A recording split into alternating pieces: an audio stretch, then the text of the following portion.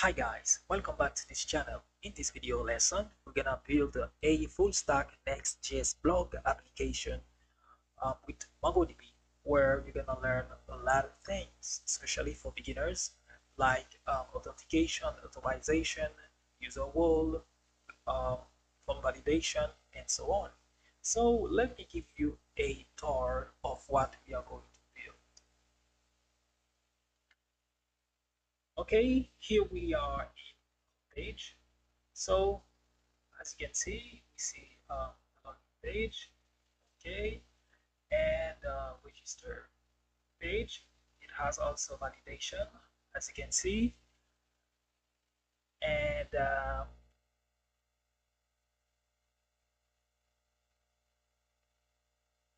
so we are going to back to the blog page.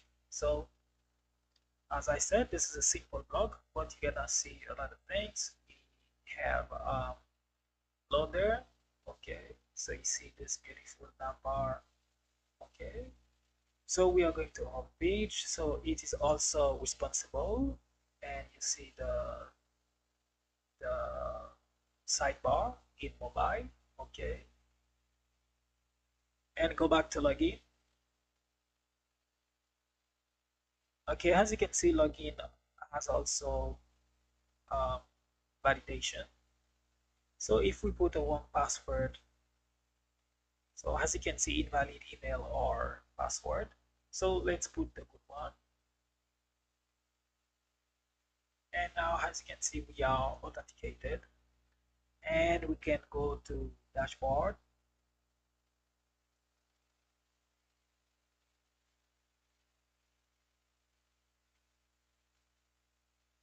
Okay, so as you can see, we have a simple dashboard, but it is also good looking. So as you can see, this is the current user, hypermeter, and you can create post, edit post, delete post, and now we're gonna try to create a post.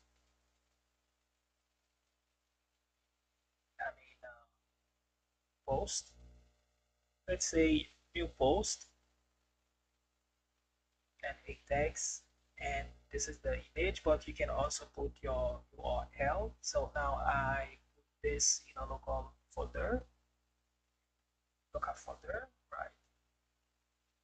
Okay, and create. As you can see, we have new post created, and also you can edit.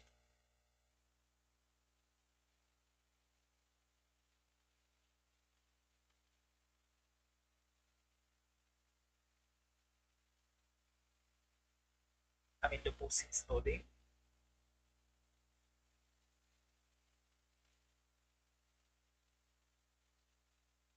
Okay, so we're gonna update this post. The post updated. As you can see, we have also notification. And as you can see, the post was updated.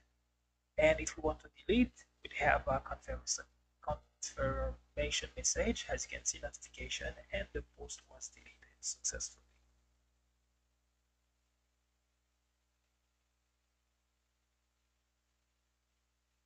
Also, we're gonna go in all the users. And this is all the user in our system.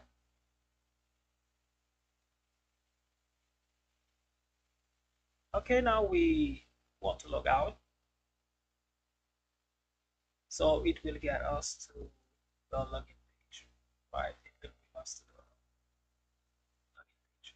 Now what we are going to learn in this lesson, Next.js full stack, and the content, Next.js folder structure and routing, UI interface with form validation, APIs, CRUD operation with MongoDB, Mongoose, Encrypt password with Encrypt, authentication and authorization, middleware, protected route, user role, notification, dashboard, active link.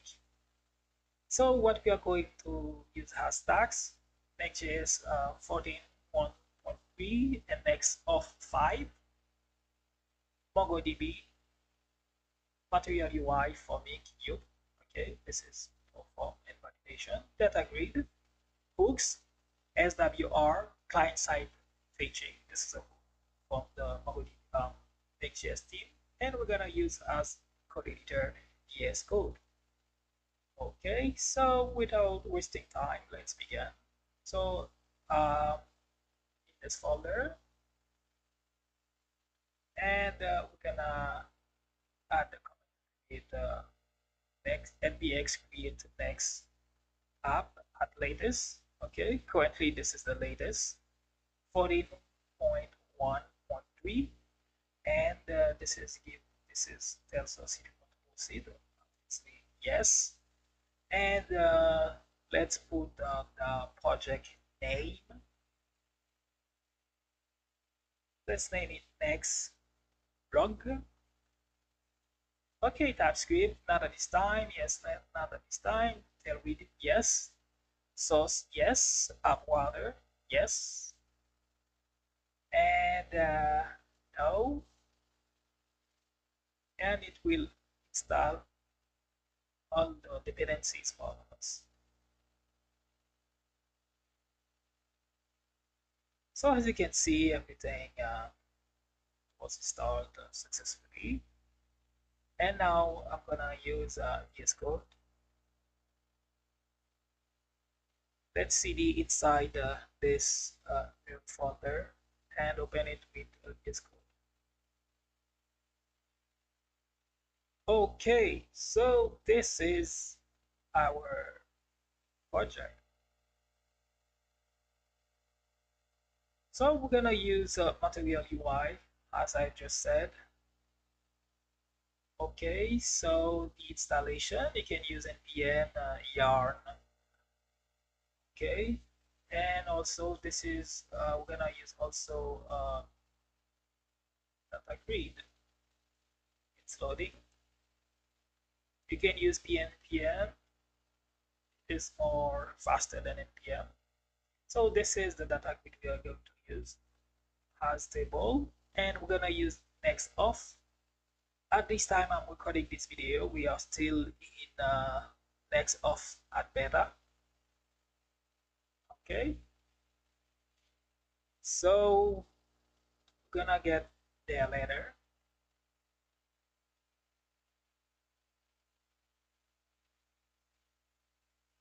And now we have all the dependencies, Material UI, emotion, we have style, we have icon, Formik, Mongoose, .env, big grips, SR, SWR, Cube, next of beta, and React Testify, and Datagrid. Well, successfully installed our dependencies. So let's check our package.json. As you can see, we have everything installed. So this is the version that we are using right now for next of 5 beta.15. At this time recording this video, this is the current version. And now to start our server, we're gonna run npm dev, and it gives us localhost and the port to access.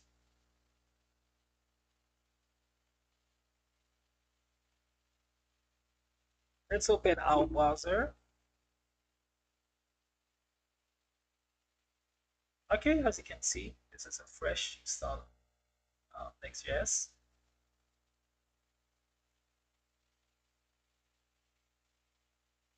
Okay, so by default it comes with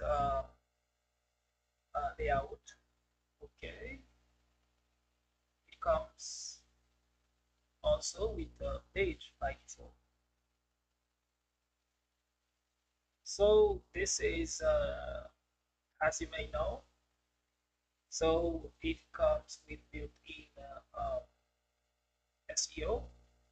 So we're gonna change that Next.js blog, and this is the description for now.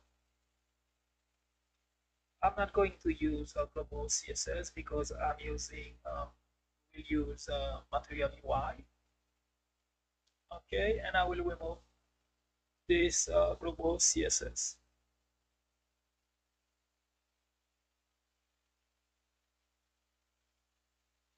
After that, we are going to this page. I'm gonna remove everything. RAFCE, so you can install this small package in VS Code to be able to type RAFCE to create React functional component, right? So this is the home page.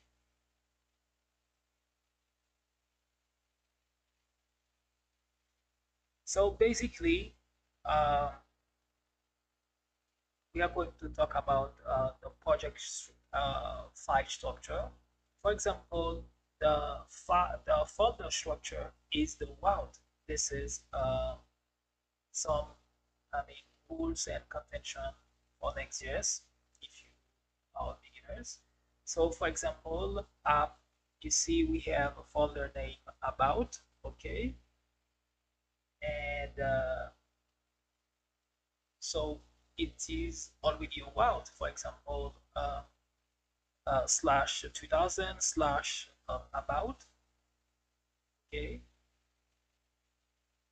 and as you can see, it already a route, okay. So if we were in React, we would have to bring Waterdo, React Waterdo. So there is no need for to do that. And also another example, if we create a page, a folder named contact, and we add page.js, this is the convention. So we have to follow their rules. Okay. Okay. So the page has a name page.js, or it can be also extension.js, that JSX, that TSX if you are using if we were to use TypeScript, right? So as you can see, we have another folder named contact. Also, this is a route. As you can see, we access the contact page, right? So this is how it works.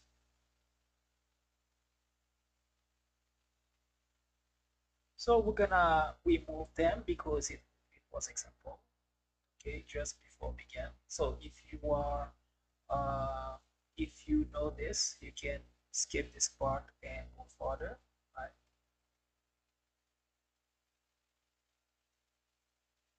So for example, you can have a nested route, okay? Nested route, as you can see, we have inside contact another folder name info, okay, RAFCE to build the React functional component.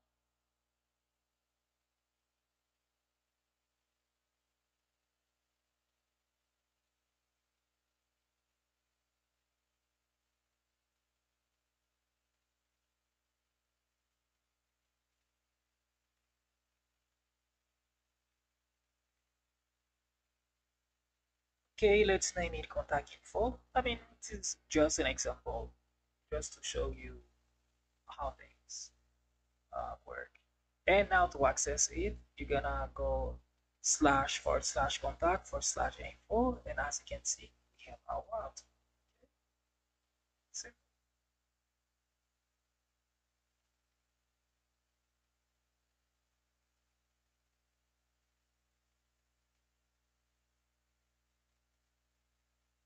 And let's go back to home page, and I'm gonna remove uh, these two folders because it was just for um, learning purpose. Okay, and now we're gonna build our project. Now, as you can see, I put parentheses and name the folder font. Okay, so it will not affect the route. Okay, it will not affect. This is a way to organize, and this is from Next.js documentation. Also, I invite you to read because this is how we, as developers, work. Okay, there is no shortcut. Uh, well, okay, so this will be the login the login page. Okay,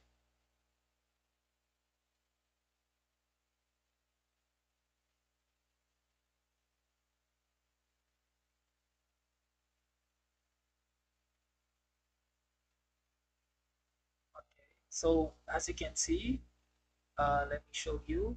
Uh, localhost colon 3000 login.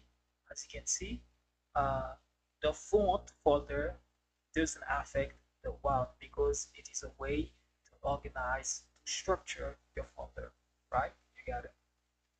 Okay, so now let's add another page, I mean another folder, and put a file name page.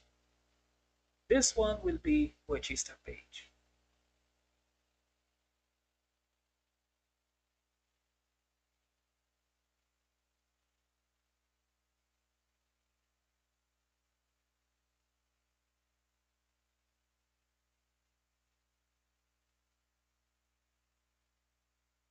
Okay, and now //register. Let's say what we missed. Okay, everything is okay.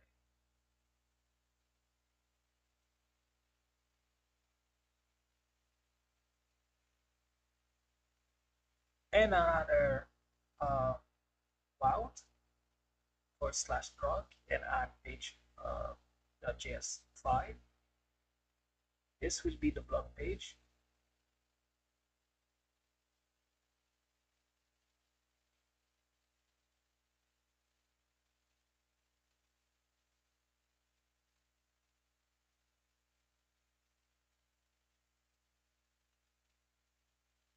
And as you can see, the page.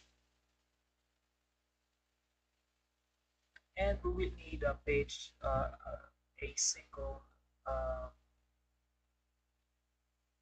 page blog. So this one is to output is to create dynamic post ID. So you could name whatever you want, but I choose to name it post ID, and I will add page.js. Okay.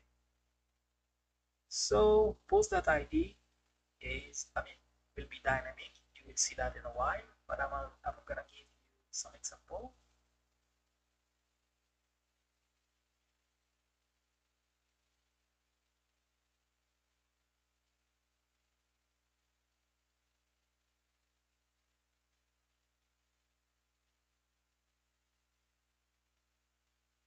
Okay, now if you check, I mean, I want to show you uh, how we're gonna use, how we're gonna get the ID. Okay, so we're gonna uh, add the params, extract the params, and from the params, so we're gonna use JSON.stringify and pass the extract the post ID from the params. So just before that, let's extract the post ID. As you can see, we name it post ID, so we extract the post ID from params.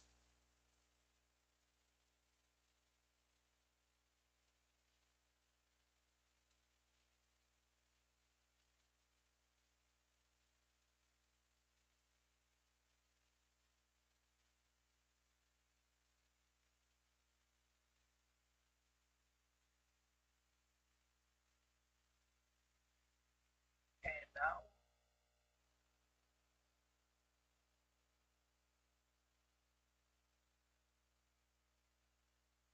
we save. So as you can see, the route is 3000 /post /ID. It's ID. I mean, but we're gonna ID. Like, let's put one. So you see post ID. As you can see, single post ID is 1. Okay, so we have successfully extract the ID, okay, from params. And if you add 2, you get 2. If you add 3, you get 3. Okay, so this is the strategy that we are going to use later when we want to the single post. Okay, and go inside the public folder. We're gonna add all our image, as you can see. If you want, you may also use URL. Okay, now I have all my images are in a local folder, in public folder. Okay, now build the let's build the page. So material UI box, the default is a D, okay, and SX is how you add, I mean, inline style in a component. You got it? So, uh, okay, you see background image URL, okay, from our image, and now what we are going to use as a bar. You see many options, but we're gonna use the responsive app bar drawer. I mean, this is the code, okay, and I'm going to show you the process, okay, if it's your first time. Basically, um, I love Material UI because it helps me uh, go quicker, right? So if I were to go to style anything from scratch, it takes a lot of time. Okay, now let's build the folder. Okay, name components. So as I said, you may name it .js, just as I just said previously, .js, .jsx, .psx. Okay, so this component is header, and we're gonna make some adjustment. We don't we don't need this. Okay, we don't need this also. So we're gonna rename. Okay, rename it header. So by the way, you click on the value and on your and then you press Ctrl D to select all the element and just and after modify them, right?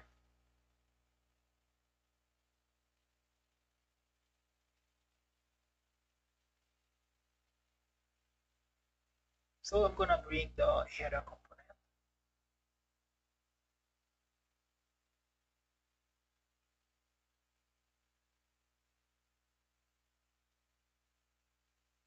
So as you can see, we have error. So we know what it is. If you see use client, okay, this is error because by default they are server component, right? By default. So we have to use client, and after that, as you can see, we have our Navbar. Um, okay, so we're gonna make a few adjustments in our Navbar in order to look exactly uh, the way we showed you.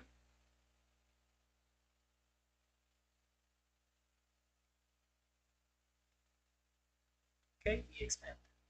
Um,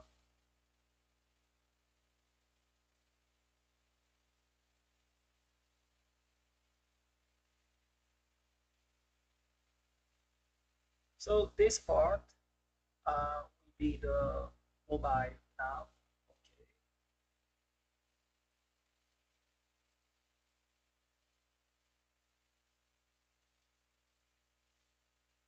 and this part will be on the desktop part, right?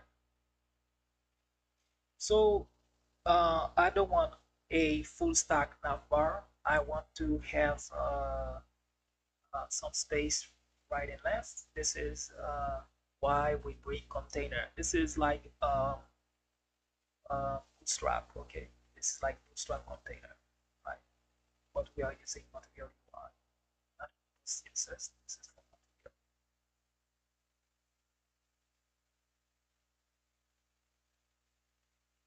And one of the advantages, it is like material UI uh, responsive, right? So as you can see, we have some space right and left.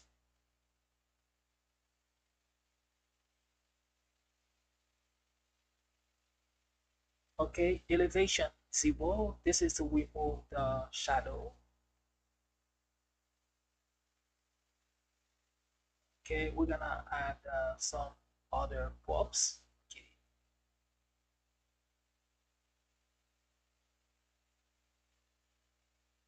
position would be absolute.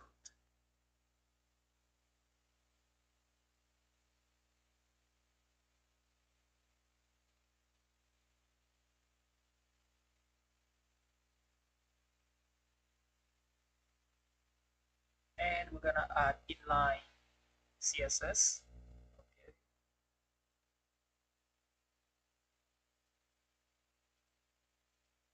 background color. We have our color. This will be this color.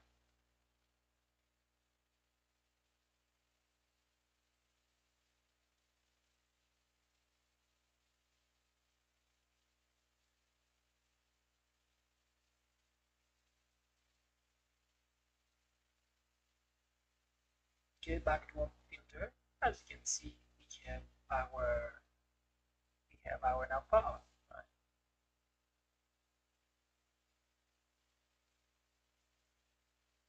And we bring us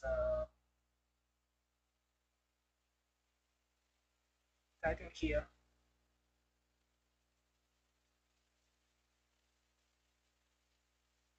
Okay, we are almost there. As you can see, good looking. And as I told you, it already responds.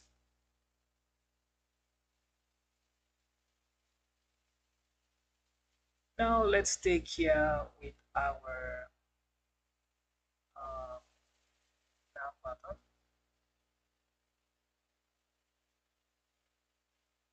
Okay, this is the same that will be shown in mobile. As you can see, we modify contacts and see this is the same. Now we're gonna remove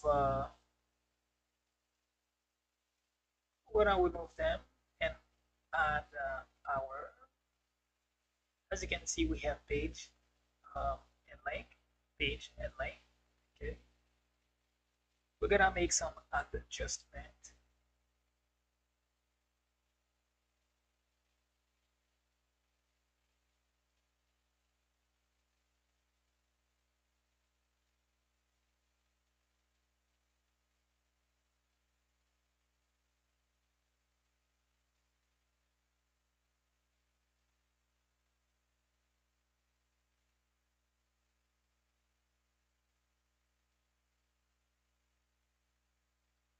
Okay, so now let's output the correct values.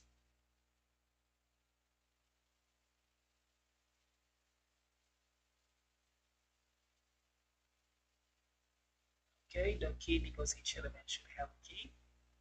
Okay, and now the link will come from next link from Next.js.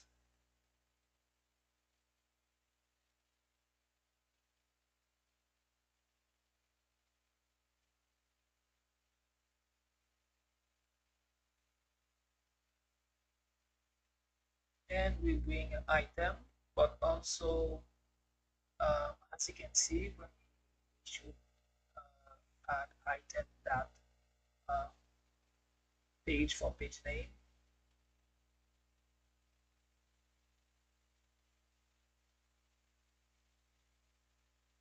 and link accept swap name href.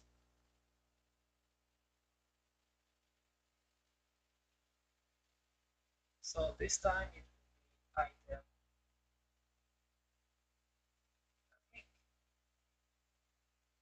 As you can see in the number of items array.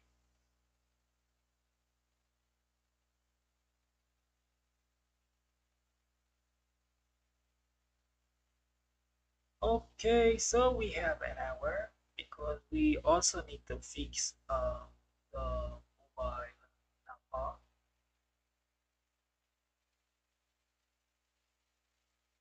So let's fix that.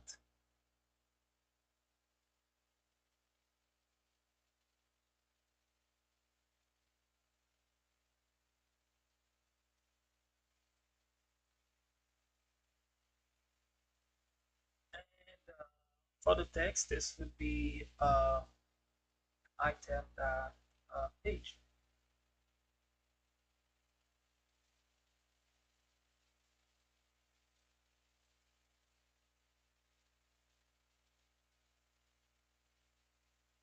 And save. As you can see, no errors. So we need to add some style to fix the color.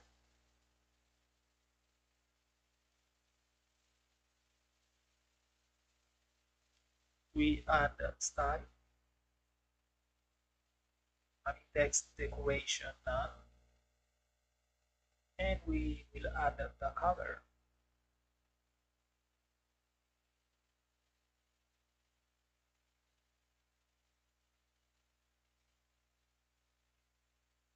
Okay,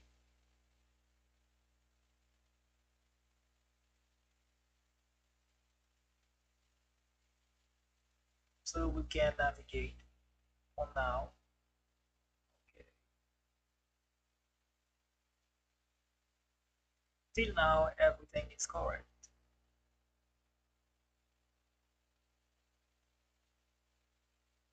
Let me see, it is responsible. So we're gonna add this link.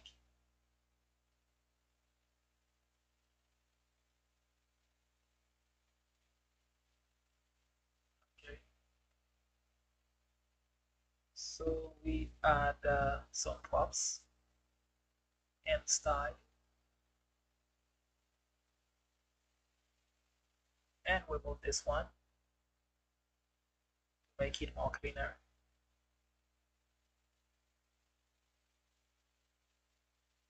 And as you can see, um, everything is working. Sidebar, mobile nav is working.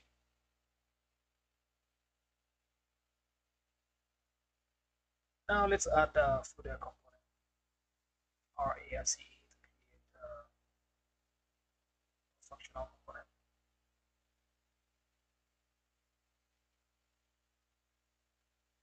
So we add the middle line box. This component will be footer, and we add a container, divider, and typography is like a title. I just like to add title text, text title. It's better.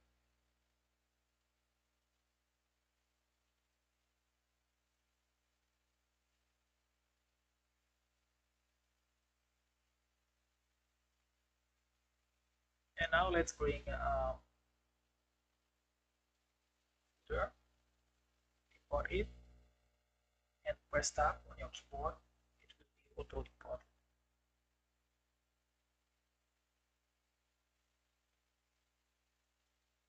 Okay, so we have it.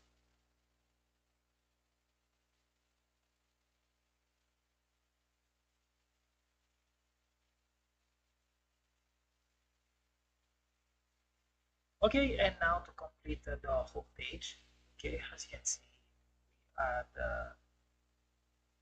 a box defined as flex, okay, and a container. After that, a box with max width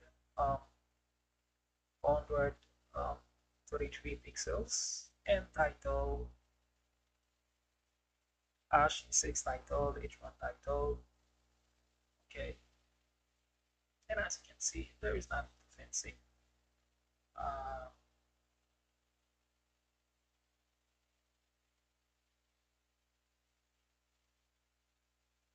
Okay,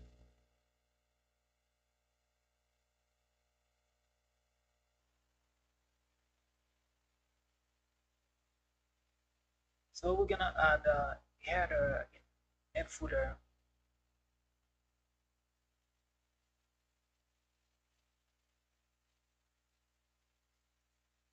Okay, as you can see, it's the same error, so we need to define it as a client.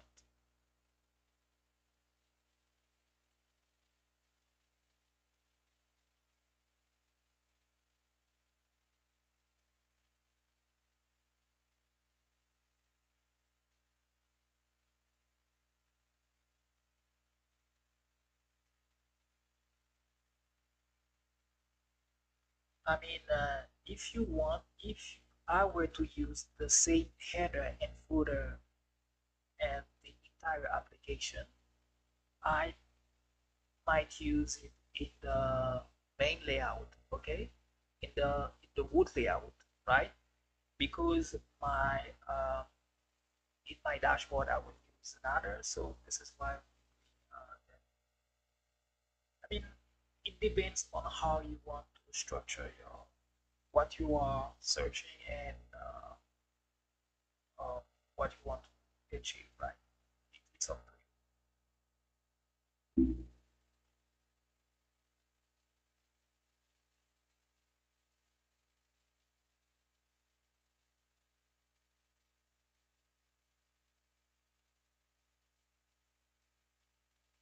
Okay, we have an hour, so we then bring header.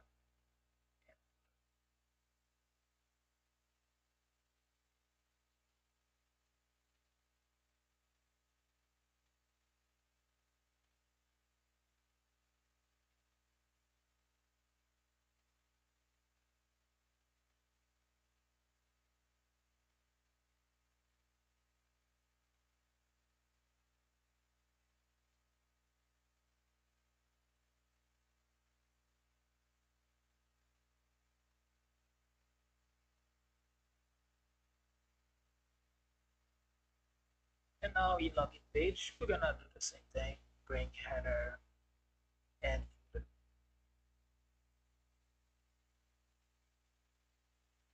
And also declare it as your client to not have to avoid error.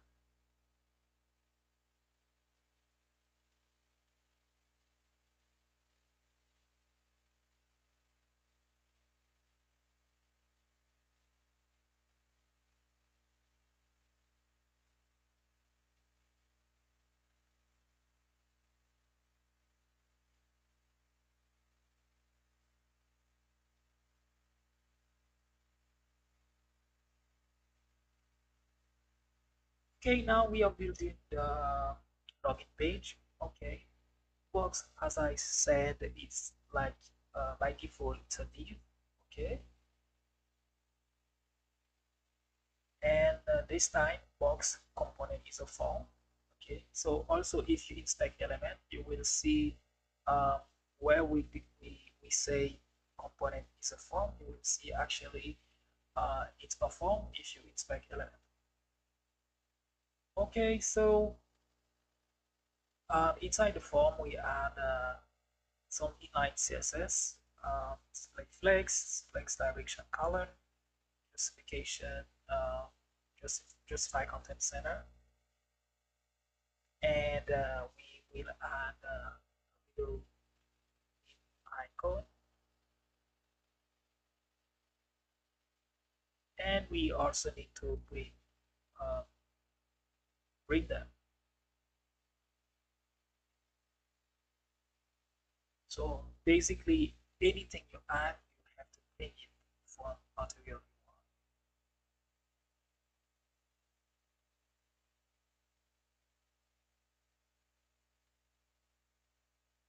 want. Okay, text field. Uh, it's a field. Okay, and password. So we need to bring a text field.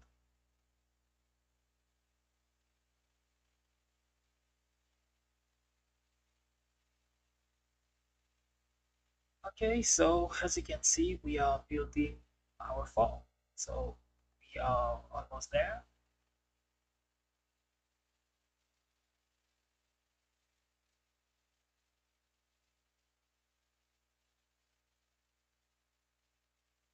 And we add a button and type submit, page color, and over, inline style, okay, and props full width, okay, and we have our button. So as you can see, it needs some style. Okay. So this is the style in border, okay, and add margin, right?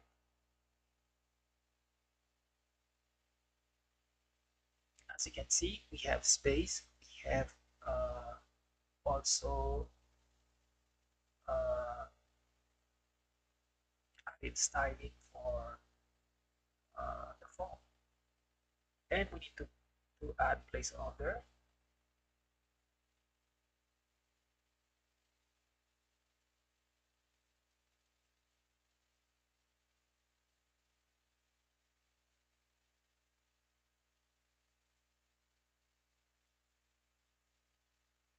Okay, so we have our beautiful UI of the form.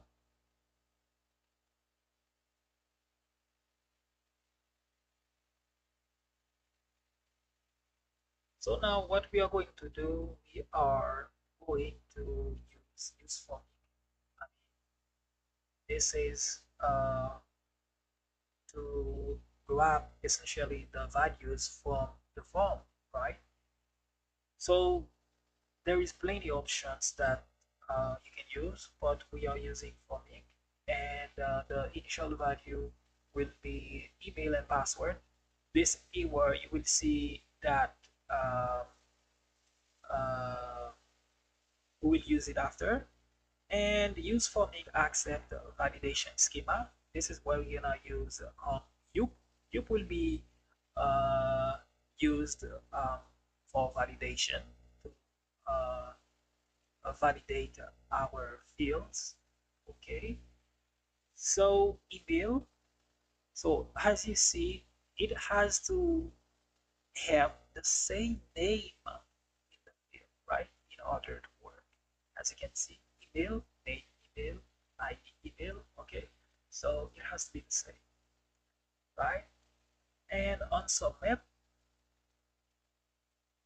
this is where we're gonna submit the login form. Okay, it accepts as parameter values and actions. Values to grab the values, and actions you could use it if you want to reset the form when you press submit the button. But for now, we are going, it's a step-by-step process. For now, I'm gonna add JSON that stringify. This is to check if we actually get the value. When we pass the value in the form, press the button to submit to check if we get the values. This is really important. It will help you uh, to check the values. Okay, and also you will know upfront if this is correctly working. Right?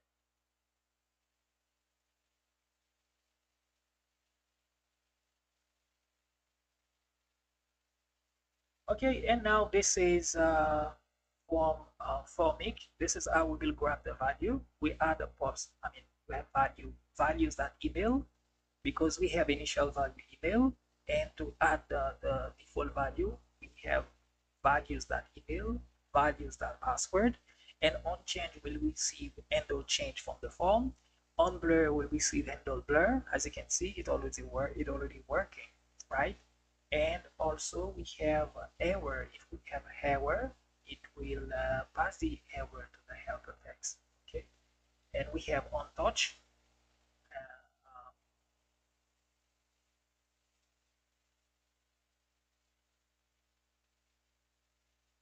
Okay, as you can see, this is I will advise you to test it before. So now I know that the form is is working. We have to bring values, but it already worked.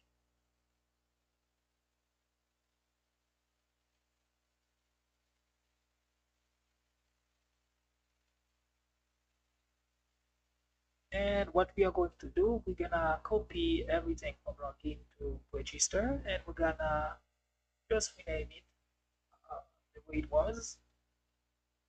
And okay, let's copy the email.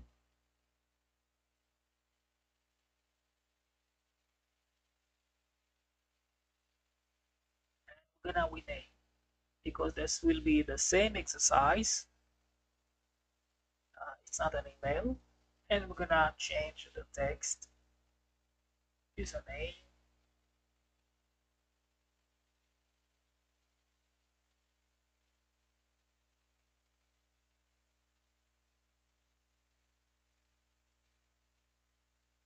and also we're gonna add the initial values also in the form.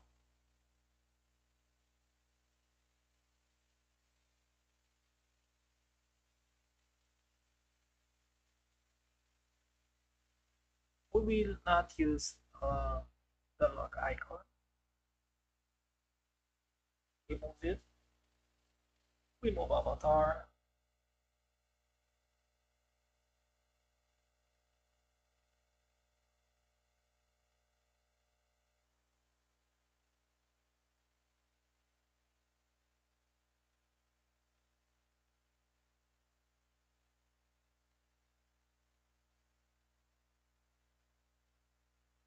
So we press Control D. We click on the password. Press Control D on the keyboard, and now edit at one time.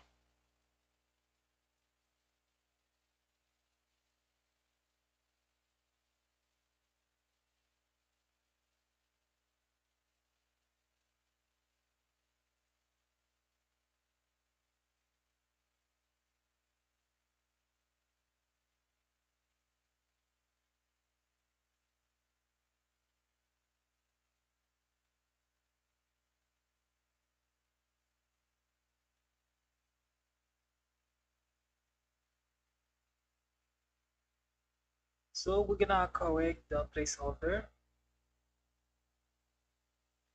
This should be username.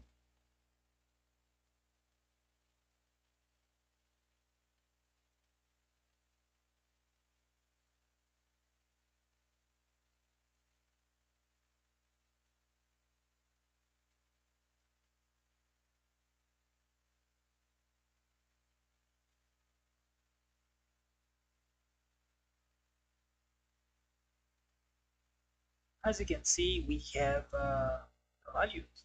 Okay, so after that, we're gonna head to block. So this is different card that you can use. It's up to you. Okay.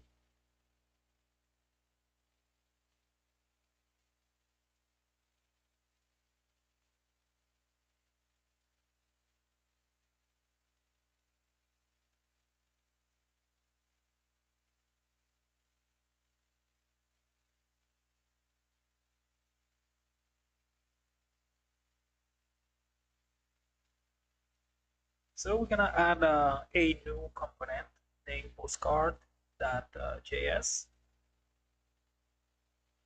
and we paste the code. So item equals type. This is a custom style. Okay, you see item one image and everything. Okay, this is a way to style it.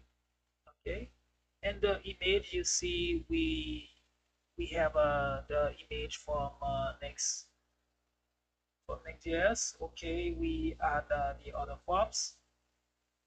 Okay, we have description. We need a tiny text to show you the front end. This is why you see we are using some string. Okay, the style come here, and item, as I just said, item is like a wrapper.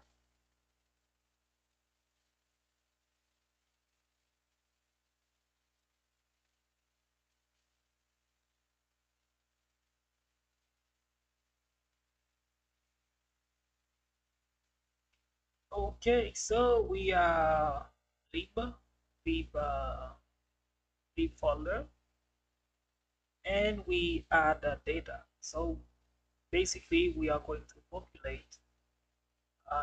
For now, we are going to use data. We have users, we have post. As you can see, we already encrypt the password.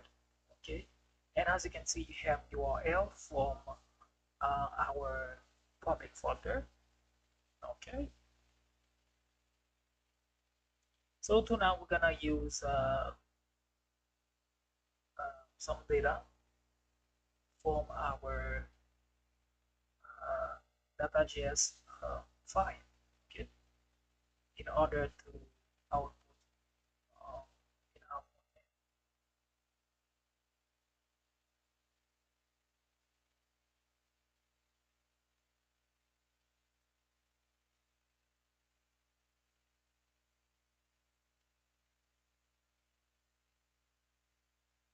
So let's edit the blog.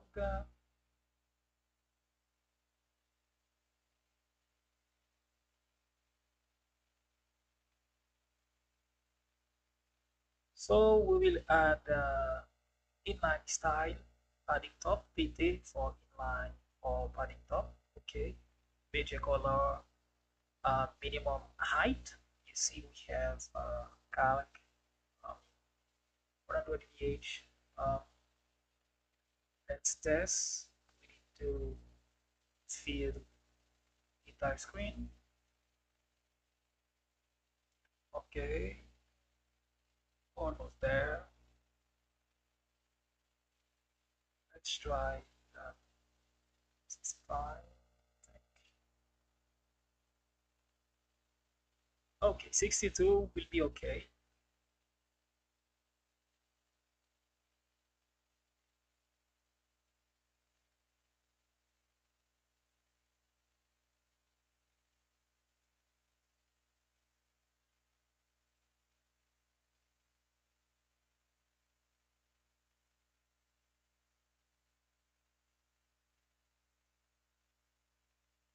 Okay, after that, we're gonna add container.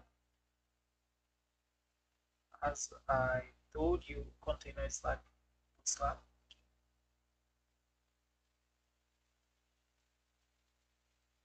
And we will have a grid.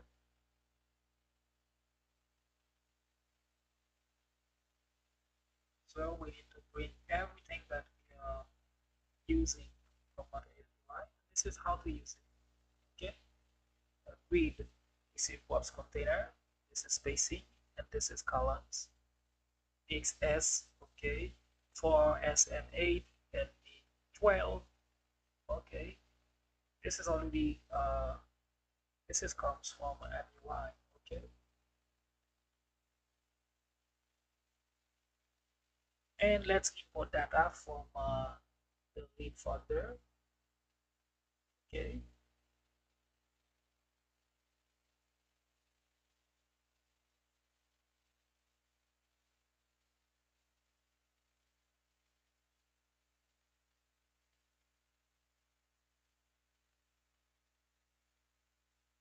so we will extract the post from data. how I know that? So you see the post, so we just extract it from data.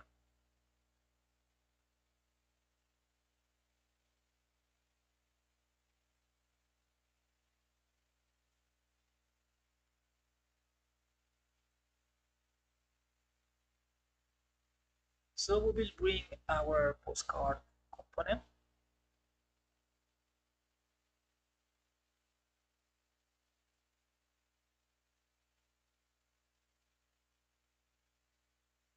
So let's open curly braces. Whenever we want to add JavaScript, so we open curly braces. So post that map that will receive the current post and ID. The ID is to add the key. Okay. Post will receive post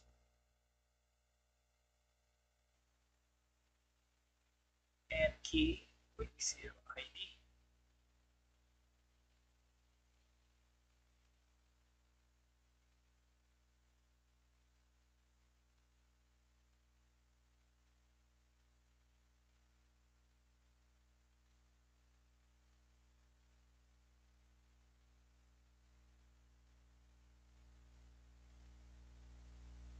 So as you can see, it's loading. And okay,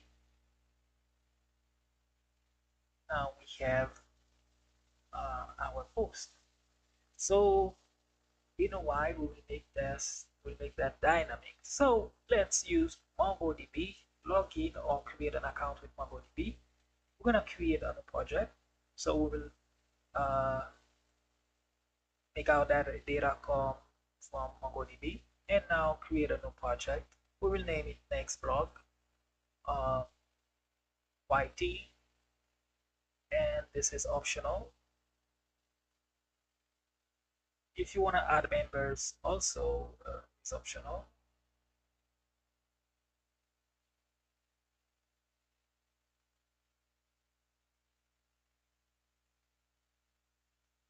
Okay, create deployment. So as you can see, it has all the plan, and we will use the free plan obviously. So you can choose your server location. For example, if you are near US, you can choose Virginia, and this will be the name of your database.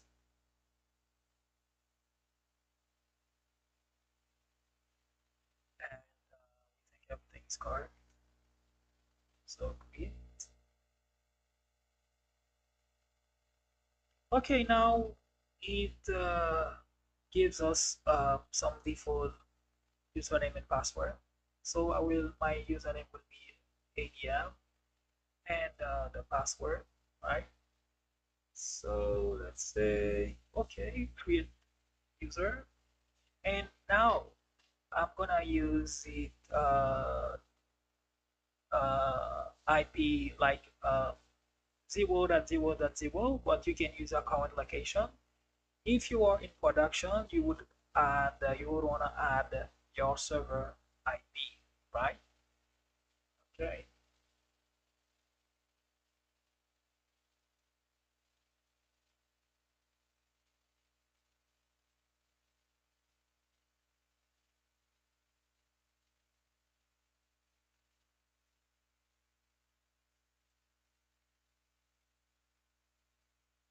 Now let's click connect.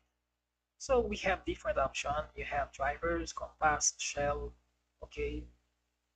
So we're gonna use this option. Okay, as you can see, Node.js. We're gonna just we have uh we don't need to copy the URL. Okay, so we're gonna add from now create a.env file, and we will add MongoDB equal uh, the link.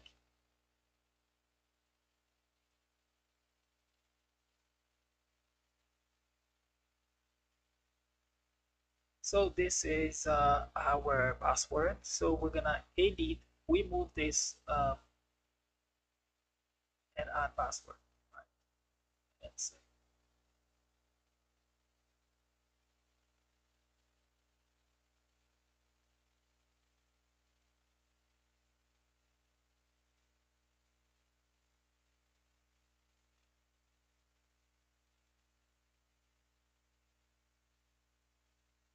we're gonna create a file named dbconnect inside lib.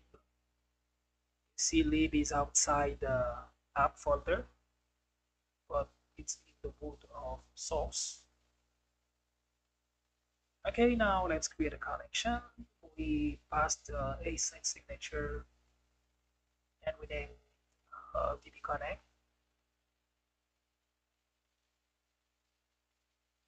and try catch in case we have error to catch error. Because we declare async function, we have to await Mongoose that connect. Okay, and this will be processed that env that the variable that we have just defined in dot.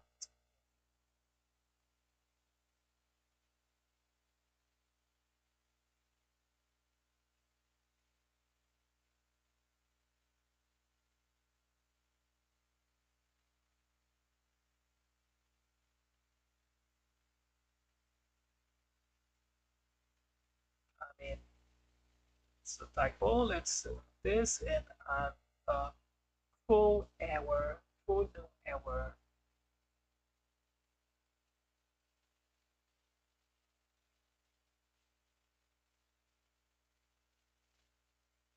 Connection failed.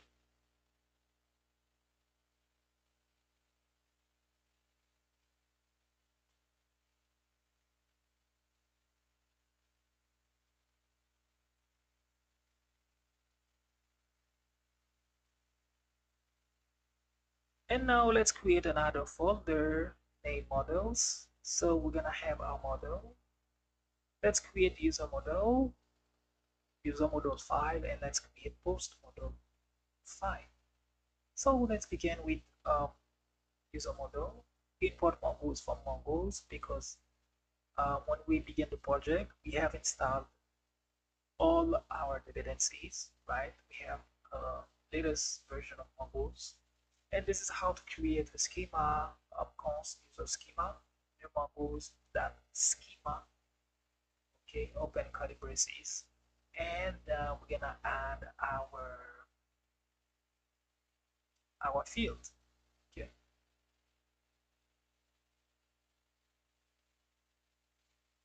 username will be string, and it will be required. We have a slash required true, and we just need to duplicate 2 times.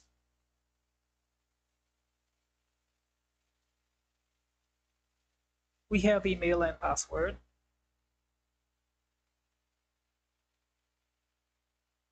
and we need to export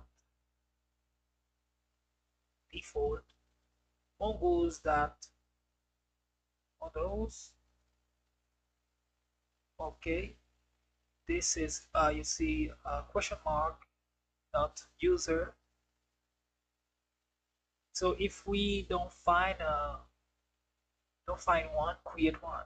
Basically, this is what it says.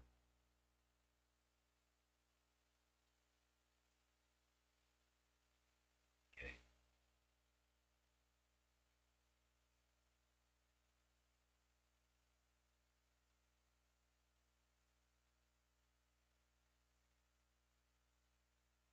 Okay, and we should add other email. This should be unique, true. Okay, because obviously 2 person can have the same email. And type stems through the system at the created and updated time.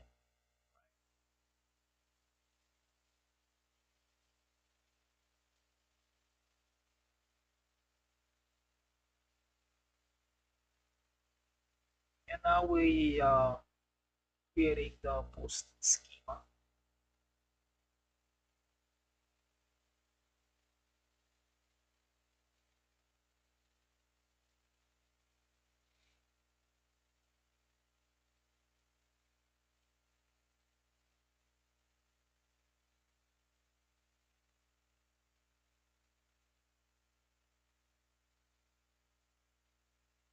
Title, the type will be string.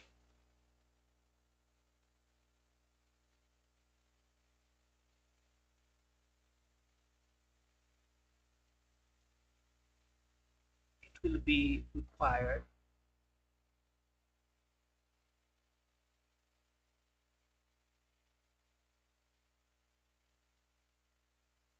So you can say required true, or you can add some custom text uh, to output, right? Must have a title, and the mean should be or.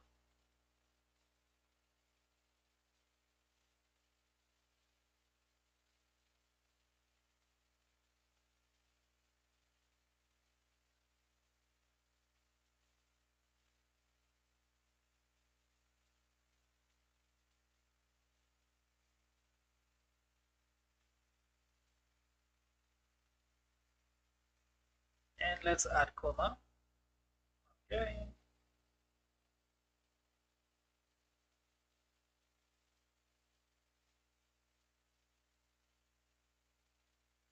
Is featured.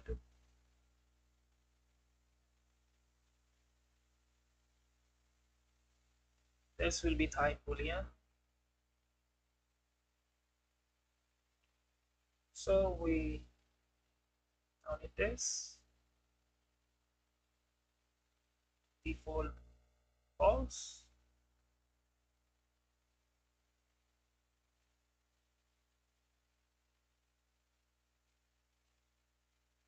And the last one will be URL.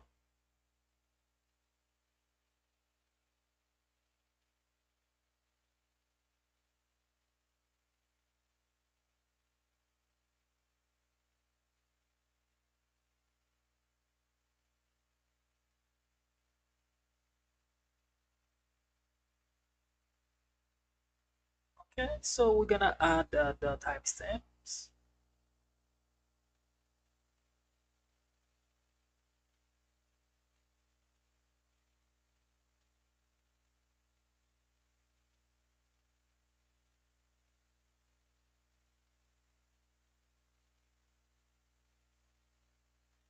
And this time will be user. I mean, not user, this time will be post.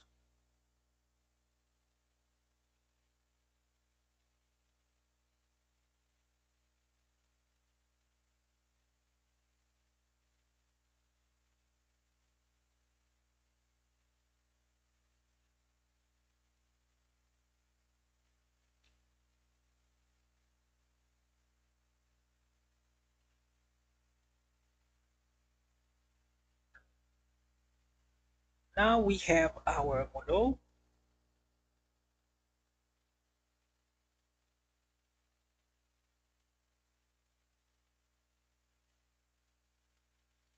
Okay, and now we're gonna start building our API. When you are creating APIs in Next.js, the folder should name API, okay, located in app, okay, as you can see. And the same role when you create page, okay, instead page is also valuable for um, API. Okay, so as you can see inside API folder, we have a seed folder. And the file name should be Auth. Okay, so what.js, JSX, TSX if you're using TypeScript, right?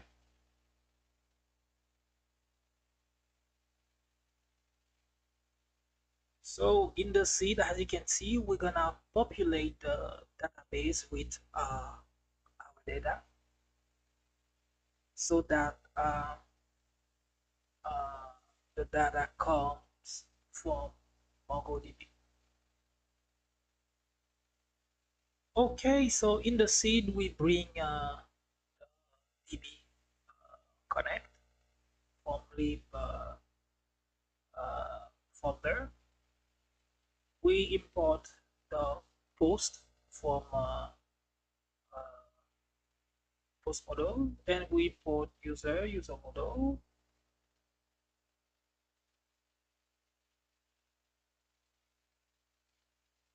and we will bring a next response, okay, from next server.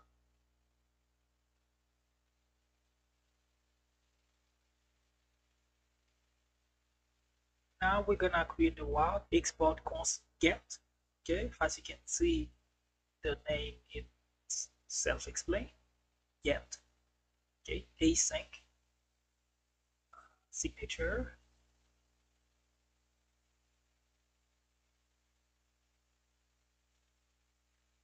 And we're gonna extract users and post from data.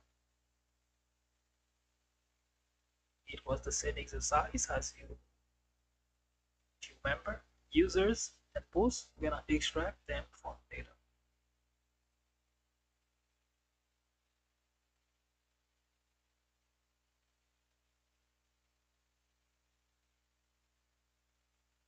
And we call our connection.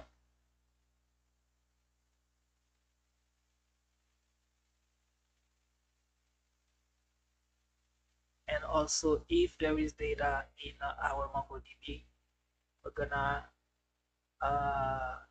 inside the user, we're gonna delete them, and after that, we're gonna populate them using um, insert many. And insert many for user, it will receive users from the data. Okay, this is all the users. And we're gonna do the same thing for post. Some space. This time this will be post. And for post that insert many, we will use the post coming from data.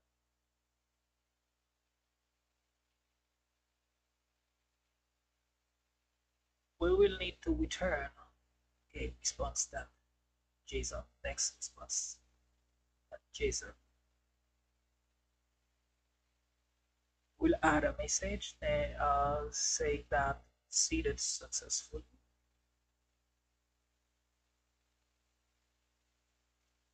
And if we want, we can pass the data seeded. So we fix a typo. This should be equal, not color.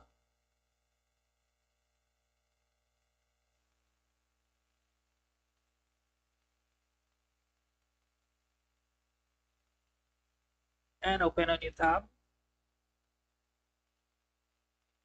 and pass the localhost ////seed. As you can see, we have our data. So let's verify in MongoDB. Browse collection. And as you can see, we have our data successful. Okay, and also you see we have encrypt successfully the password. Now we're gonna use data fetching, catching, and validating. Okay, so there is 4 ways to do that. Okay, you are free to use whatever you want. Okay, this is all the options available. And also, if you're using TypeScript, you're using this. If you're using JavaScript, you choose. Okay, you can catch. Okay, so you have some options, right? But we are going to use SWR. Okay, as you can see the link, you can use PNPM. Okay, and this is how to use it. Okay, okay, so you can use it, uh, make it reusable. I mean, creating a hook, right? Because uh, it can catch, uh, we validate for us. But if you want, you may use, I mean, Sage. It's up to you because there is plenty options. What I'm going to do, I'm going to create a hook, use all post.js because I will fetch one time on the post so that when I'm going to the dashboard, uh, I don't need to fetch again. As you can see, we have SWR installed package.json. Okay, we bring it in a usable post, and the feature has the documentation set, and I name use all post.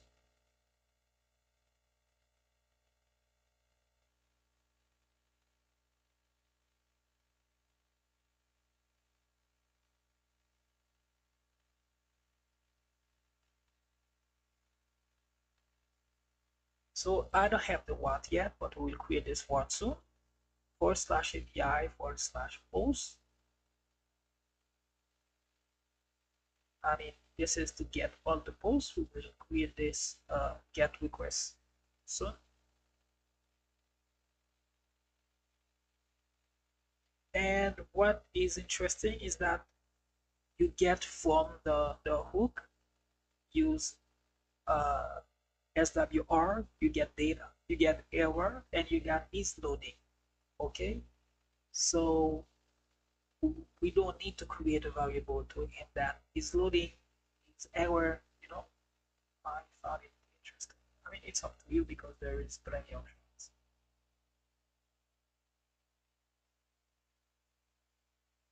Okay, we export it.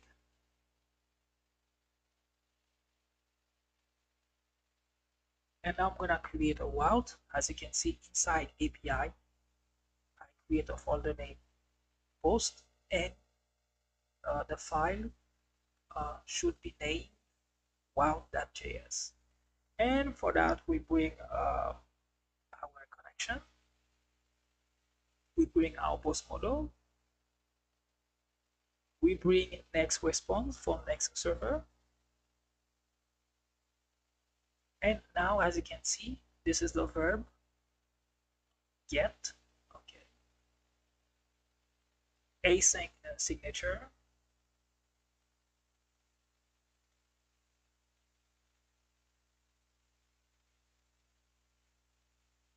I mean, first of all, we have to connect our database, and we use try-catch block.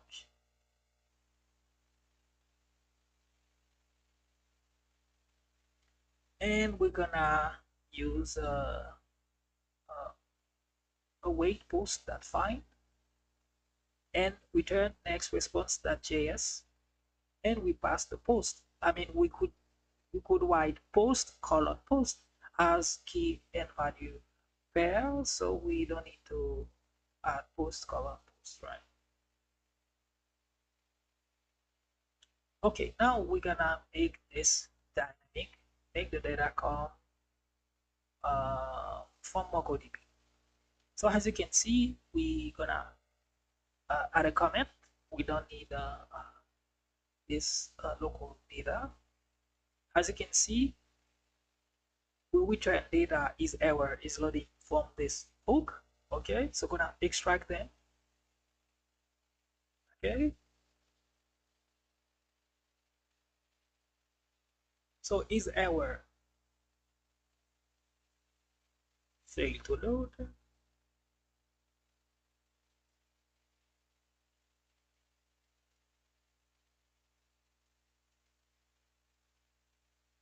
Is loading?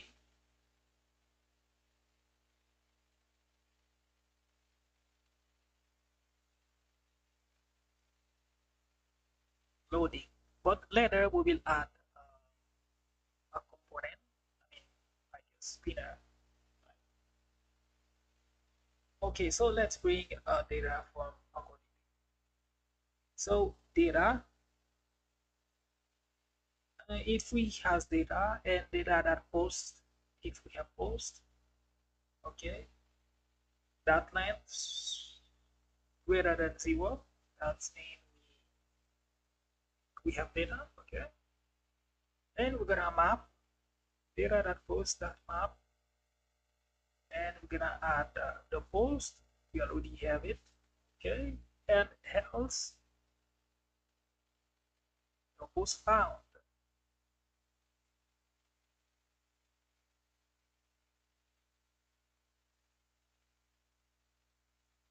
Okay, so we know what's going on. We need to bring this hook. Okay, and let's try again. As you can see, loading. So later we will replace that. As you can see, now all the data comes from Mongo. Okay.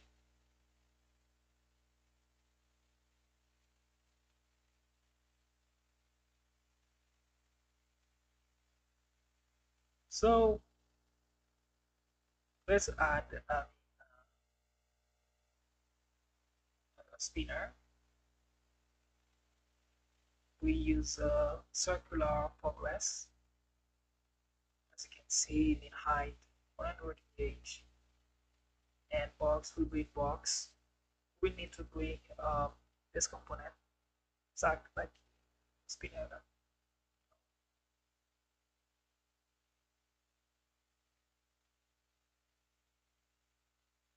And now let's replace this loading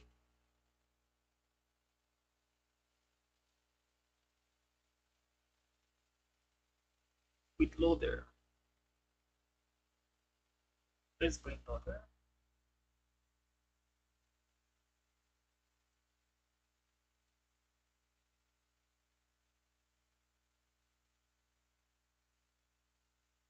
Okay, we don't need data, this local data more.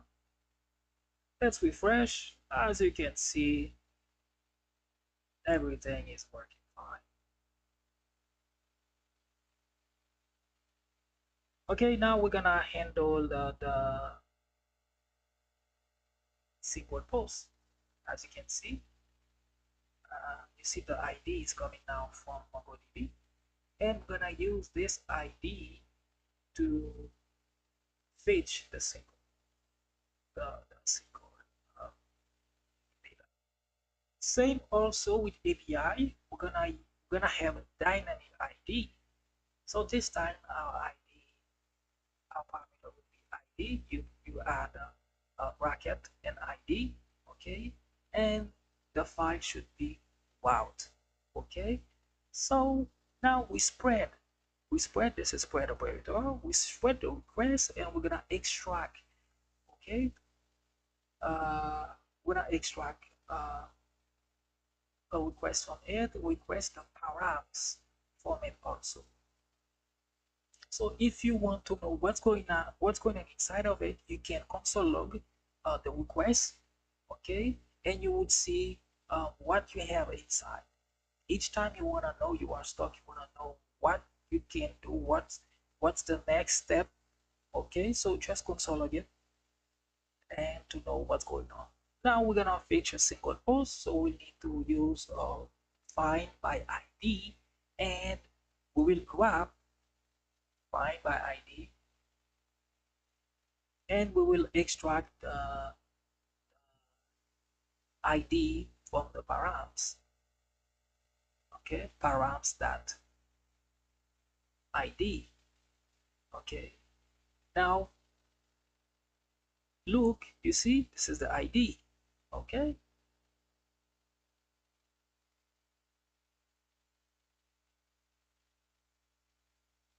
and we will send the post.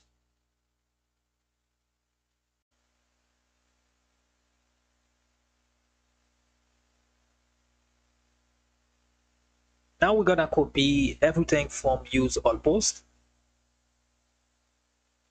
and create a new file in hooks folder, use a single post. Okay, and we're gonna make some little modification.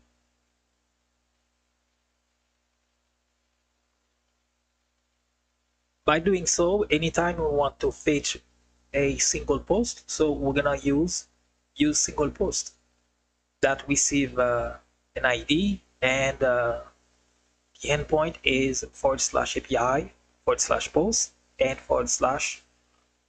/ID in template string, and we return single post that receive data, is loading, is error.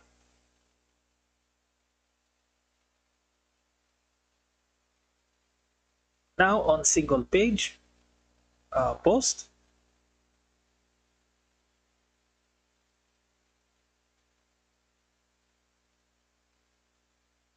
this was an example to show you how to get the ID.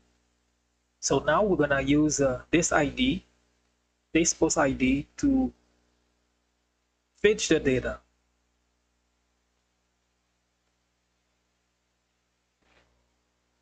Also, as you have just seen, we can extract, so we return in the use single post is loading, is error from use single post, and we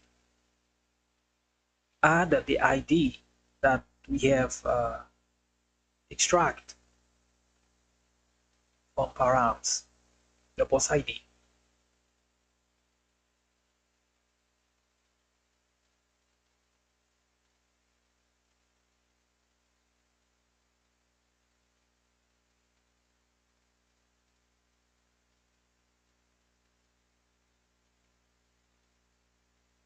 Now is loading, we turn loader,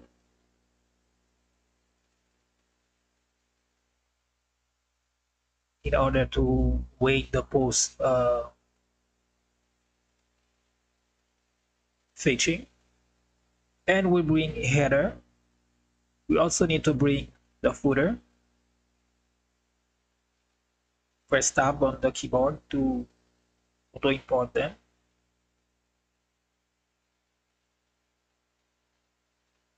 Okay, so we have an error, so we know what it is, and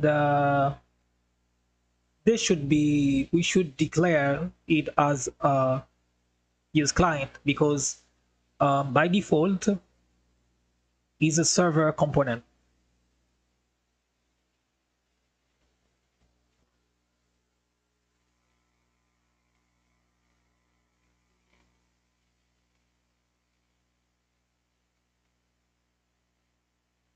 And by the time the post is loading, so we're gonna continue building our single page. So post, box by default is a div. Okay, and it receive a props. This is the way to style, to add inline style in MUI.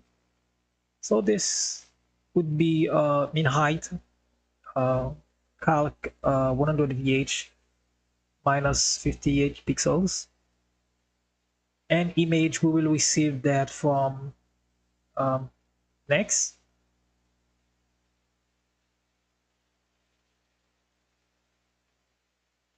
Let's move that up here, and we import image. So we're gonna pass some props in image.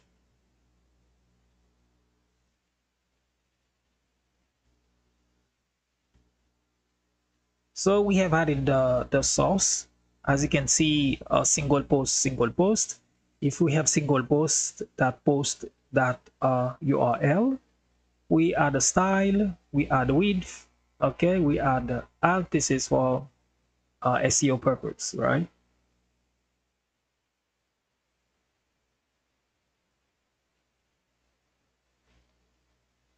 And let's open it larger. So typography is a title, okay, and single post question mark that post, okay, if single post exists, that post and that title, right? And here we're gonna have the description from the single post.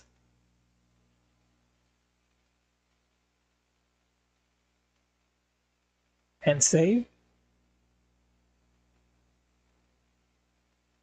Okay, as you can see in the screen, box is not defined, so we need to import anything that we are using. Import typography.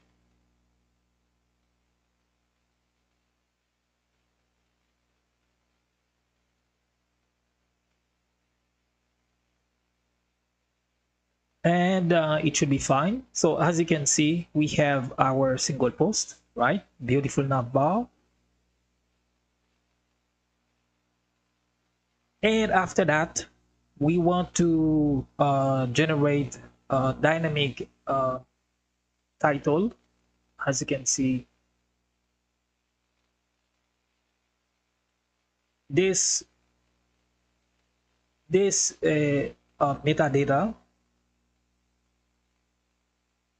So we're gonna use from the documentation, we're gonna use a metadata. So for the single post, as you can see, there is a lot of options. So you're free to use them, but we're gonna use for the single post a dynamic information. Okay, and we're gonna use this example.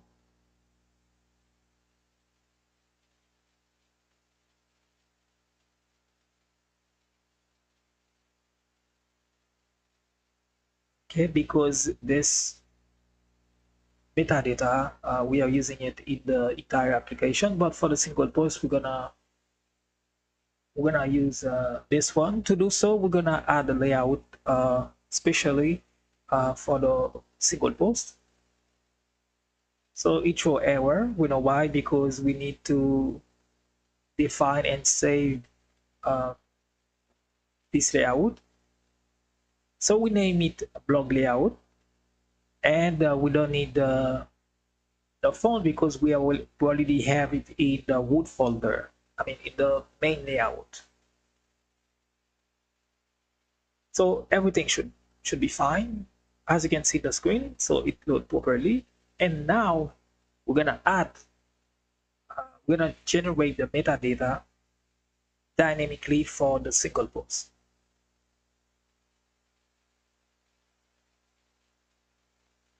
So also you can generate metadata, I mean static metadata for any page that you want. Okay.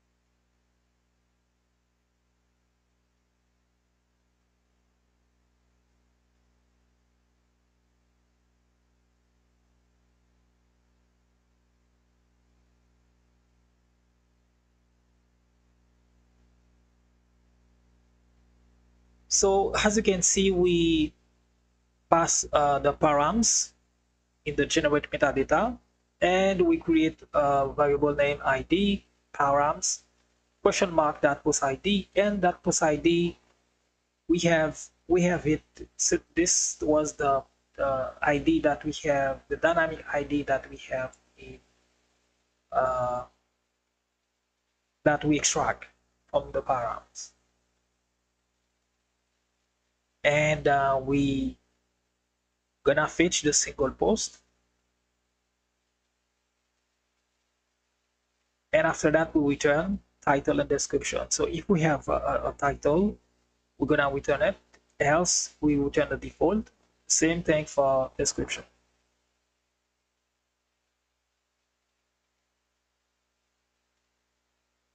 And after that we save it. So as you can see, you see the metadata title was generated successfully.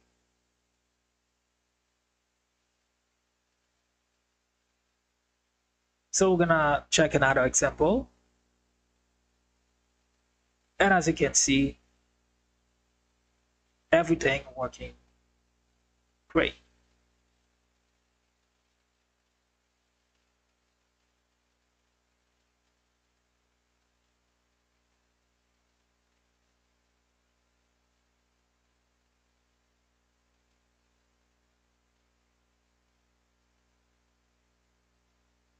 Now we're gonna create a route for user.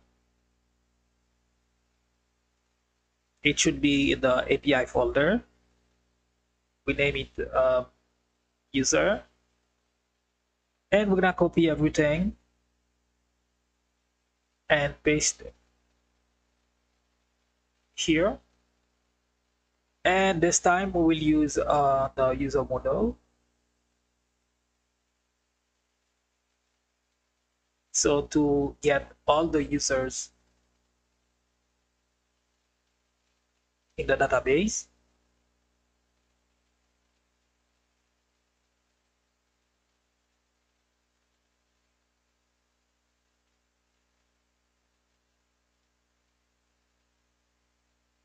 and no user found.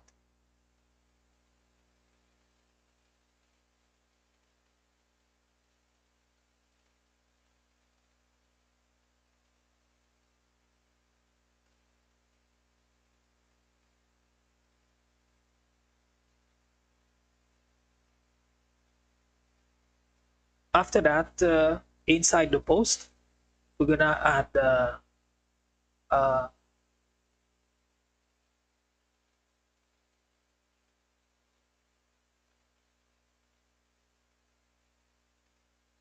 we want to modify a single post.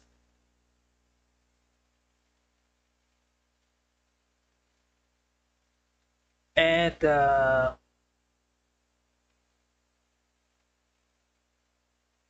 this is the fields, title, description. So we will need to extract them, title, description is featured URL. I'm not using is featured, but it was like an example. Okay, we extract title, description, URL from. I mean, we need to add a wait because it returns a promise. So if you leave it like so and hit the endpoint, you're gonna see in the console it says it is pending. It will be pending, right? And now we await the request.json. So now we have title, description, URL coming from the request. And now we're gonna find by ID and update. So the first parameter is the ID. So we have params.id. The second parameter is the post object, which has the title, description, URL, and the third parameter is new true, so that we return the newly updated post.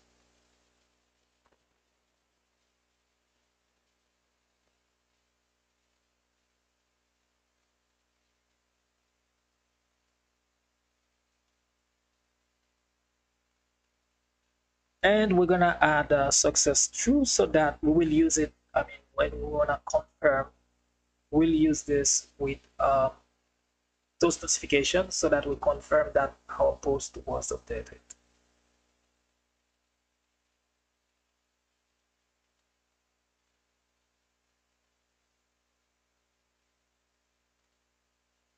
Else, we would send a message to say post was unable to update.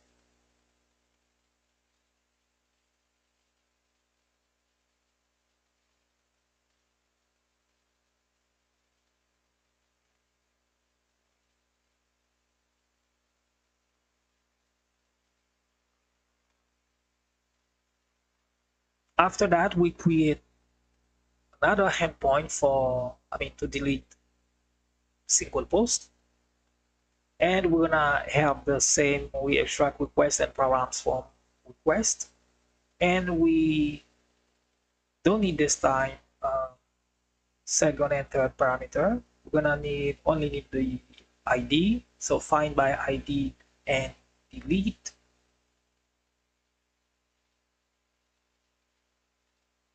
And this time we want to return success true. So this time unable to delete. I think we are good.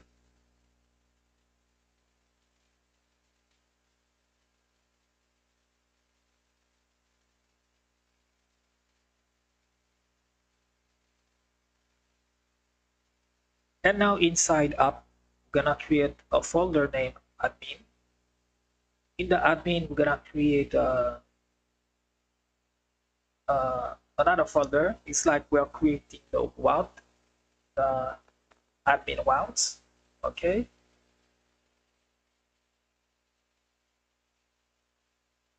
RAFCE.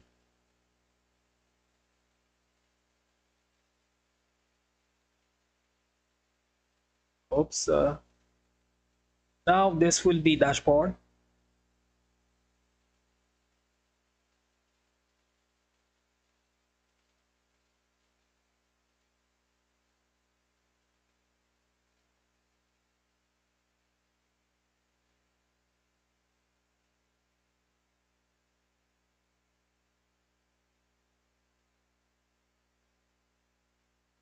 Also inside admin, we want to create other route like uh, create.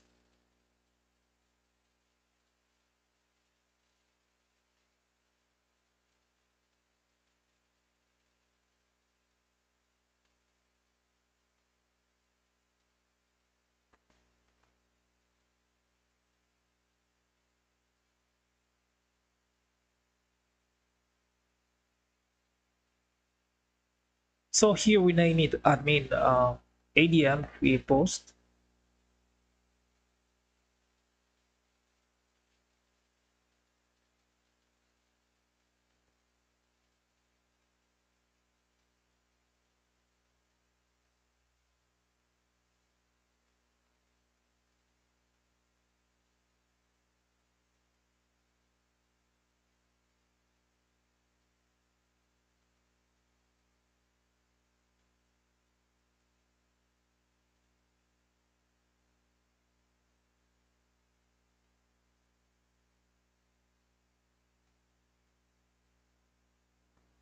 Okay, so another route. Uh, Inside post, create another folder name post ID. This will be dynamic post ID, dynamic ID, which name is post ID. So here we're gonna fetch the single post inside an admin page.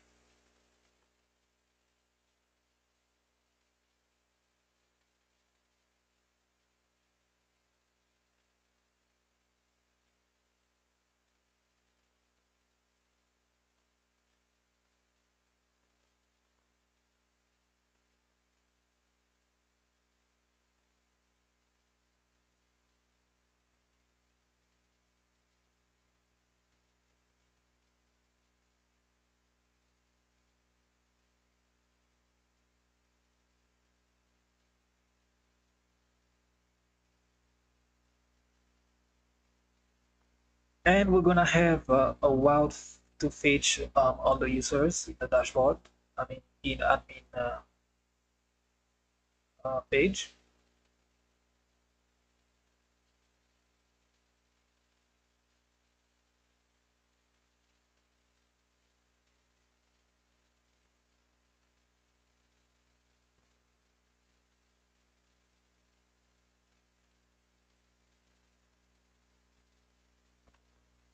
So now we're gonna check the route. So admin dashboard is working, and admin / to create a new post is also working, and admin / users working. Well, now we want to create the dashboard page, and we have different options. So this is a responsive drawer. So we're gonna use one of them to create a dashboard.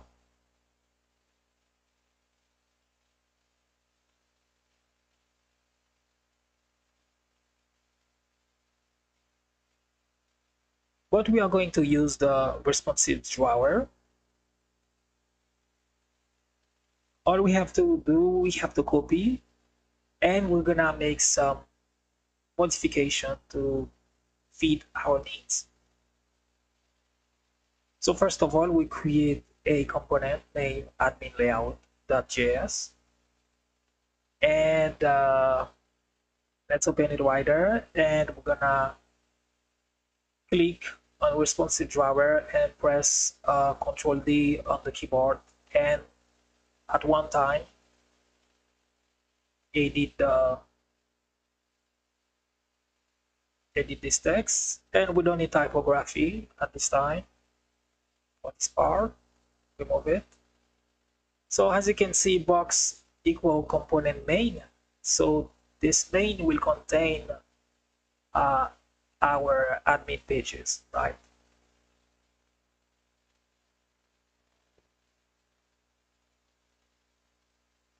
So we're gonna output all the admin pages here by adding pops.children. We could have extract children, but we are using pops in some parts of this layout.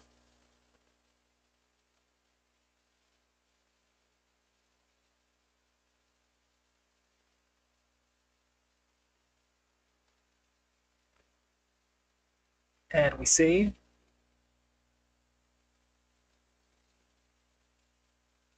And we're gonna import this admin layout in all the admin pages.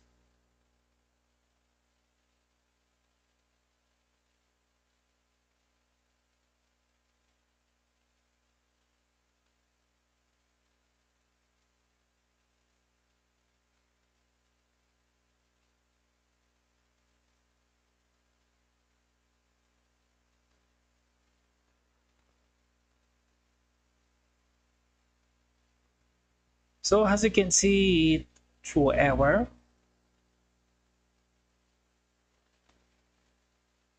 So we know what it is because by default they are server components. So we need to use client, and the error will be gone.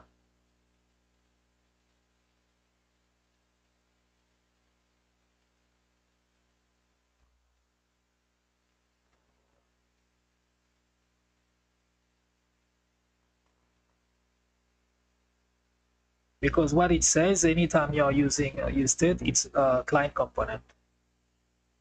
Okay, so as you can see, we have a good looking dashboard. So we still have to make some adjustment to fit our need, and it already come responsive, as you can see.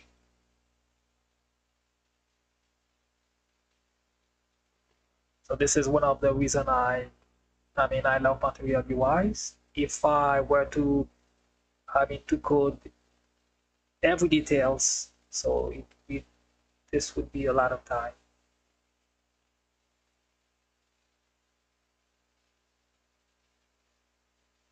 So we will move the three last button.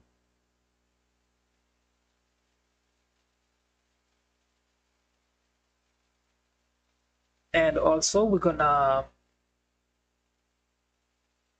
add our button.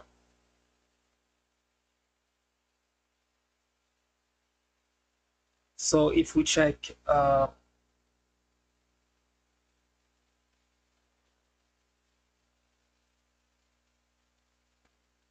so we're gonna come back in layout, but before we're gonna add it in every page, every admin page.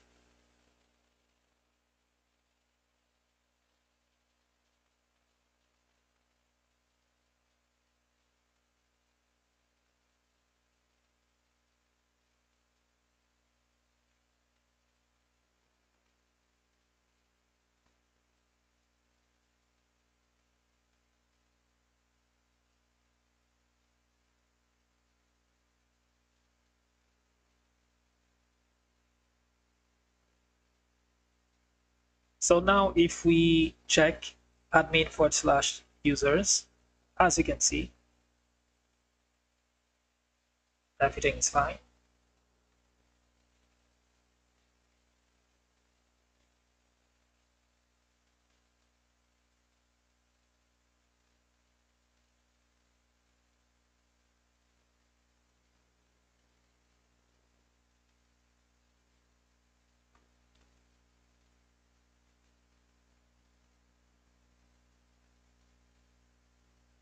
And we bring it in the single post in an admin page.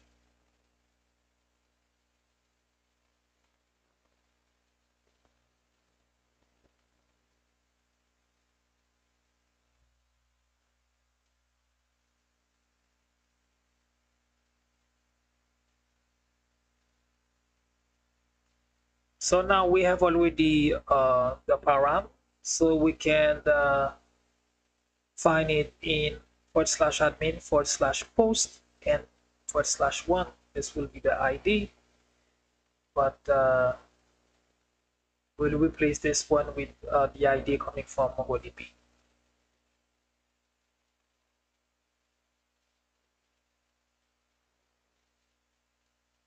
And now we want to fix the sidebar menu.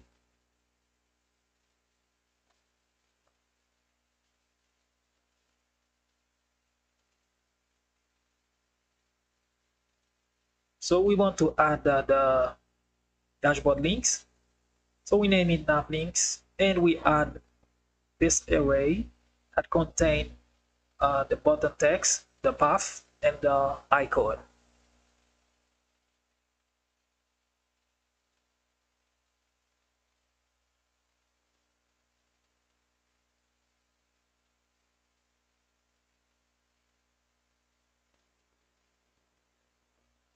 So we will move this to add our nav links.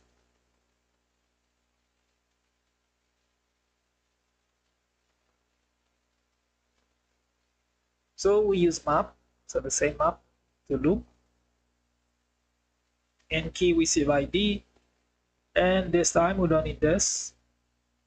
We don't need this.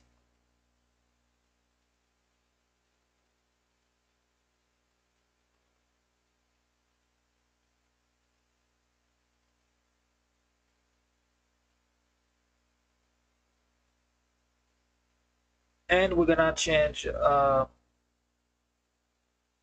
make a change in the text.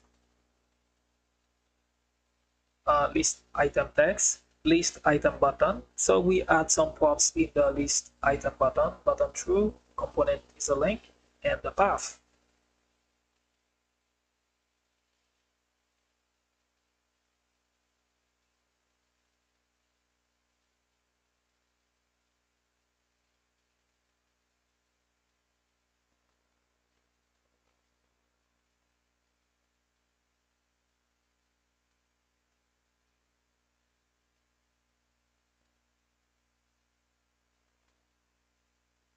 And in the list item text, so we add the nav link that text to receive the text coming from the navlinks array.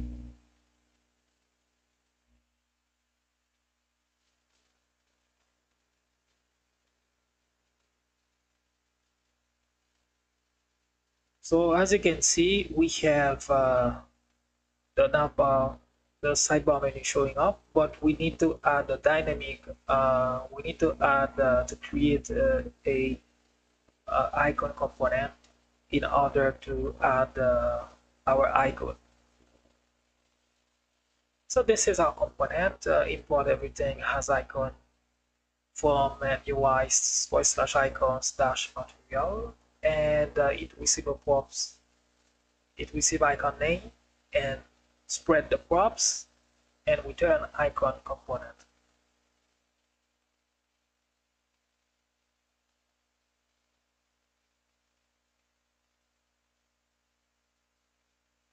So we import this icon MUI.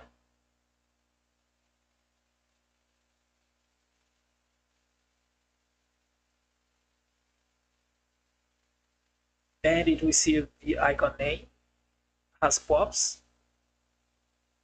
And we're gonna receive the icon name from the array, so navlink that icon. As you can see here.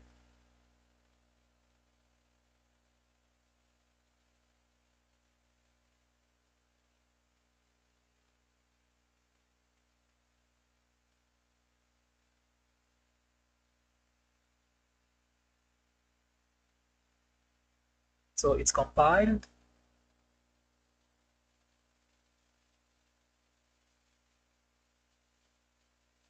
As you can see, we have our icon.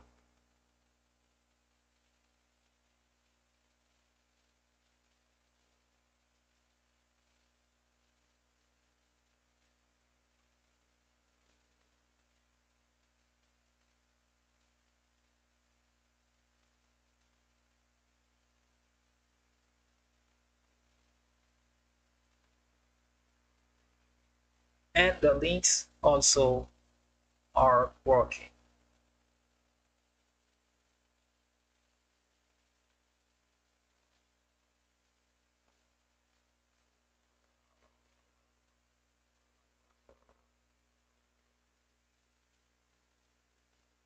So now we are going to add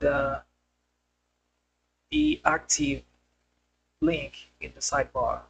To do so, we're gonna use a hook from Next, which name is use path name and import it.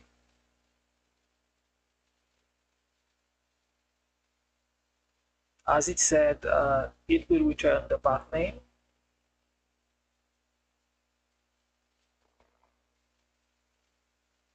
So we're gonna add curly braces because we're gonna add some condition.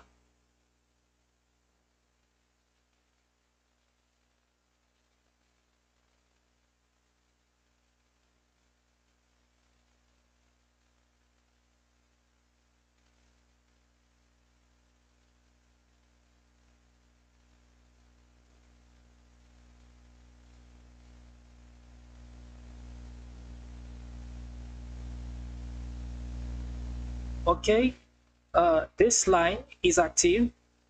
Navlink that path. If it's not the home, because we don't have home page in the admin sidebar, but for other links we're gonna highlight them.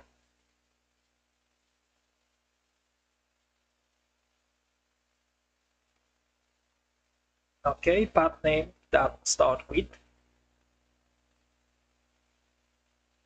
a link that is in the navlink array, else return nothing. And finally, we're gonna add the inline style with S export, BG color, that means background color is active.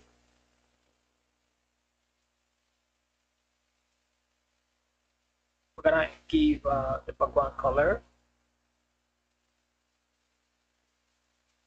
to the sidebar link, else we wanna do nothing.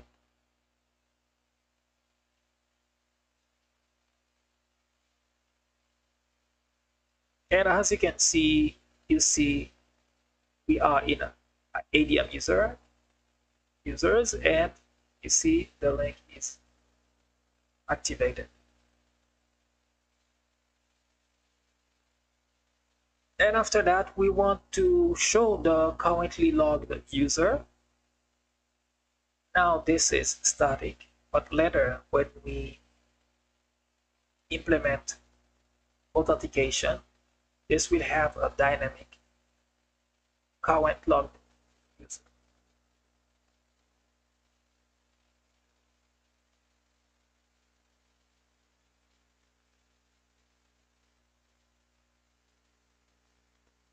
And also we add a BG color, background color for the app bar. After that, it's time to add a table to show the data, and we're gonna use a Datagrid that we have installed at the beginning of the video. We just import Datagrid.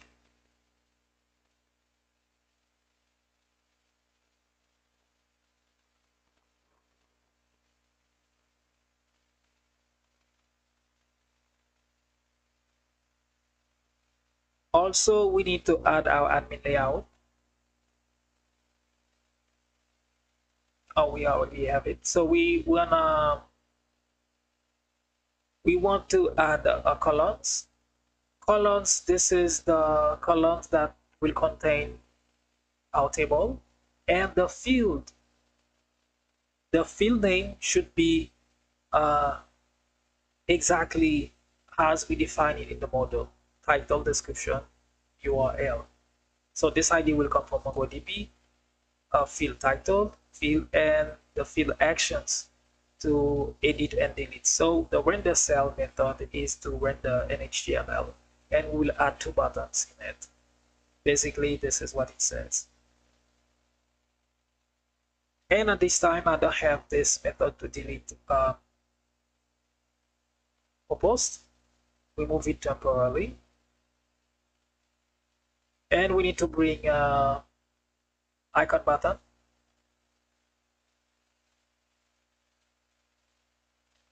Now this one,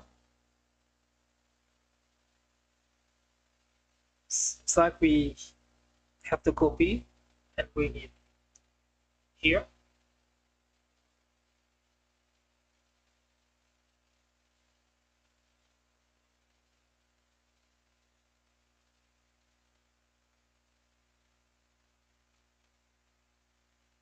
So we bring the icons.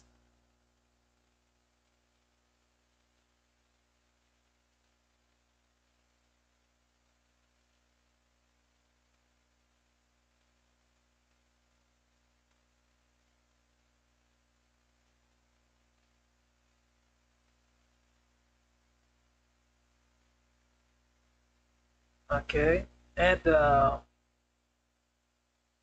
we need to bring the box. What else we miss?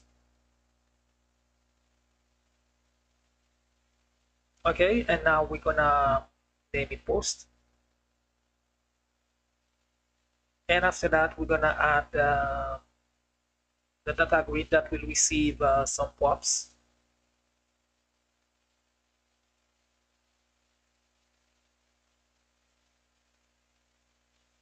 Okay, we put it in a box.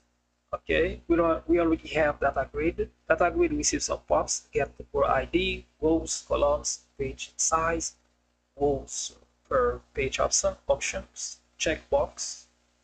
Okay, so this is some pops. You can read also the documentation. And now all posts that we have in the data grid will receive for now an empty array, because rows should receive on the post, and it should be an array. So for now, by default, we leave it empty array, but we will add the data in it. So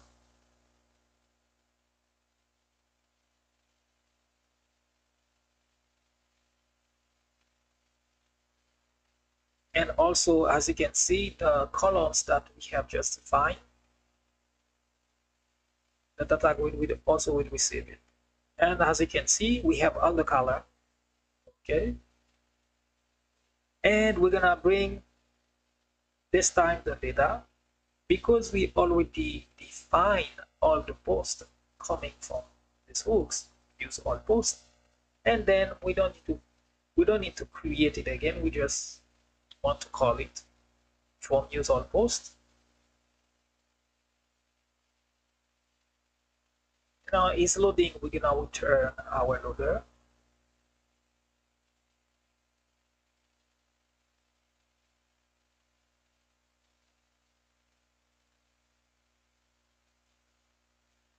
And this time we're gonna add the data and we're gonna add some condition. If we have data and we have post that length that is greater than 0, so we want to receive the data. We want to fetch the data and show the data to inside the data grid.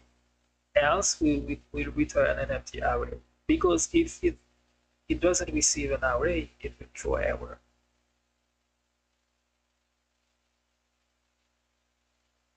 Okay, we see we didn't import use all post, and I'm gonna do so and save it.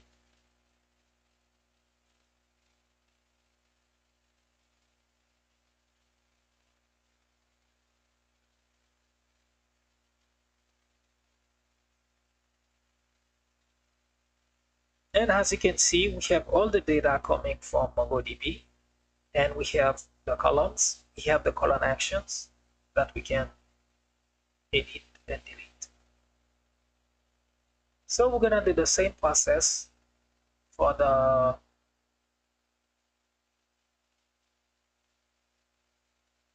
to fetch admin users, to fetch, I mean, not admin users, all the users.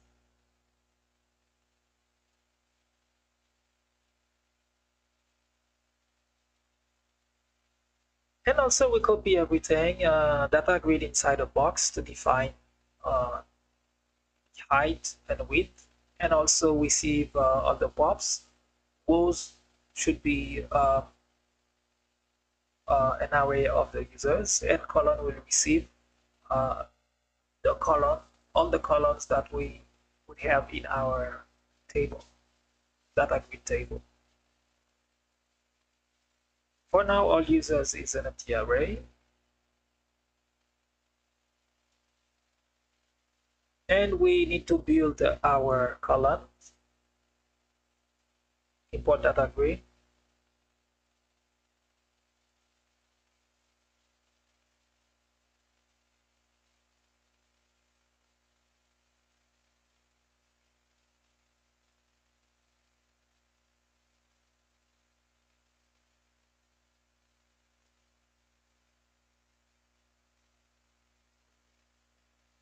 And columns will receive columns. To do so, we need to bring the columns where we define all the column name, receive ID, that would be the user ID, receive username, receive email, and as I said, the field name should be the name that you define, should be the name that is coming from the MongoDB.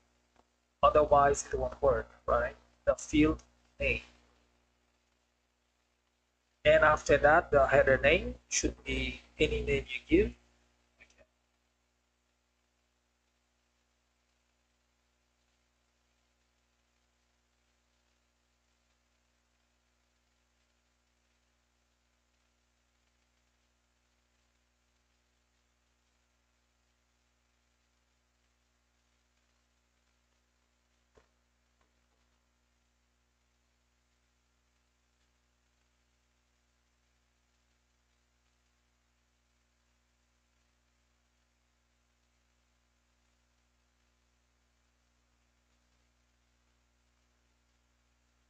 Okay, and we need to bring the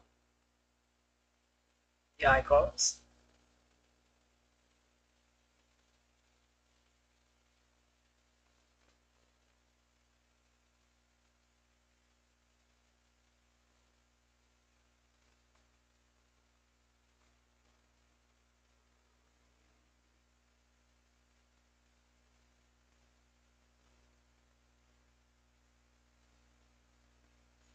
Okay, edit icon. So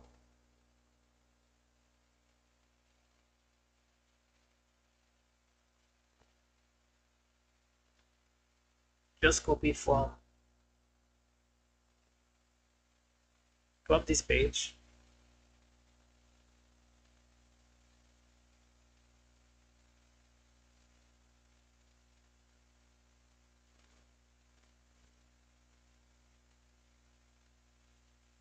Okay,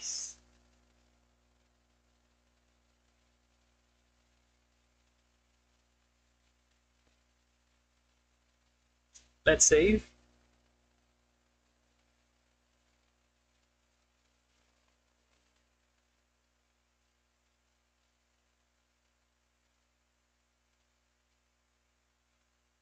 And as you can see, we have the table.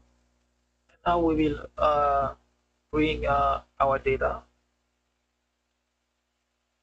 and we will use SWR hook from this package, and const feature receive spread args and fetch the data. This is coming from the package itself on how to use it, and it will return data error is loading. And the endpoint, as you can see, is API/user.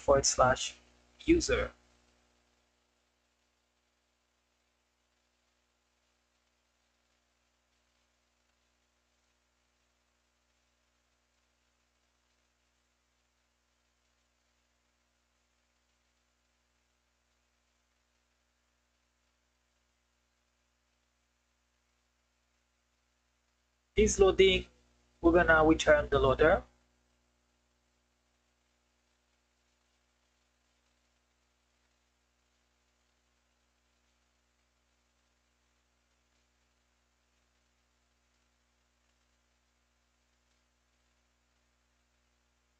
If error, so we would say fail to load.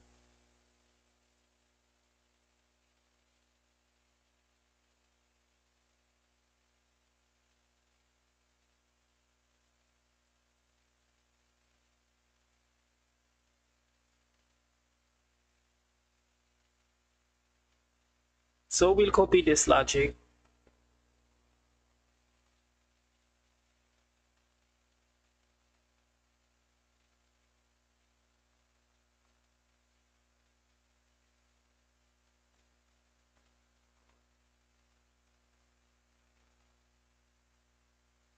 and this time it would be data. If we have data question mark dot users, if we have it, then if the length is greater than 0, so we wanna have users data, else we return an empty array.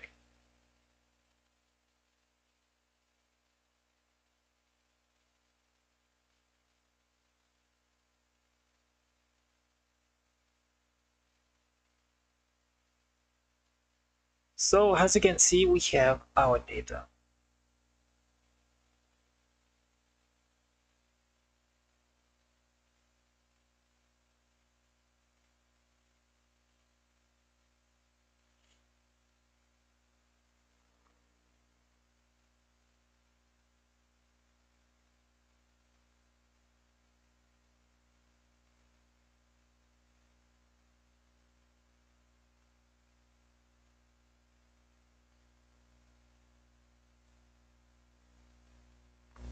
And now we want to have a button.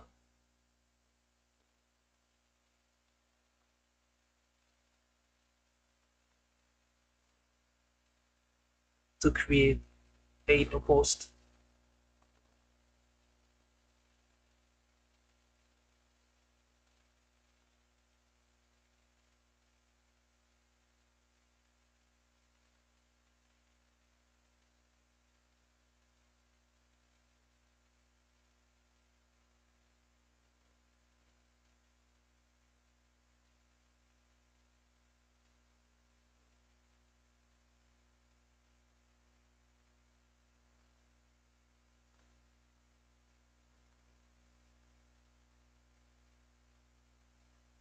So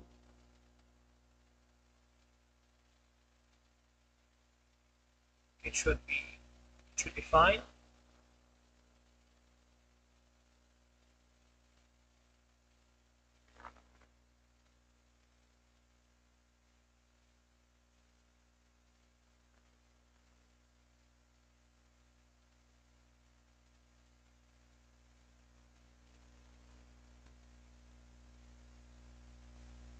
We have button.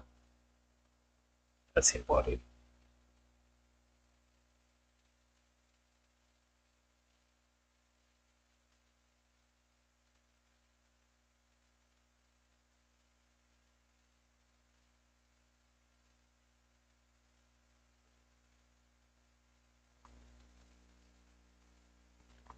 Okay, now it's working.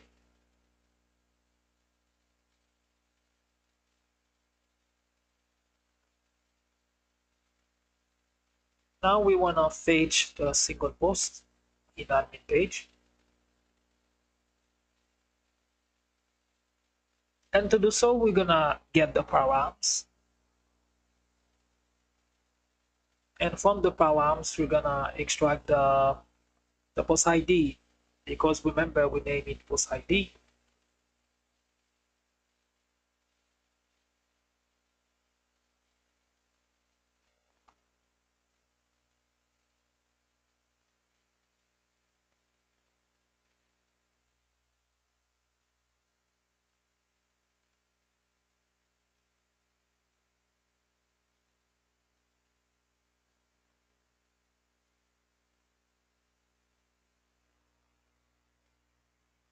And for the single post, as we already have it in a hook, use single post.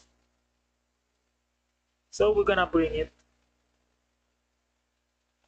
and we already know what it returned. Single post is loading is error from use single post and import it. And it will receive the current post ID.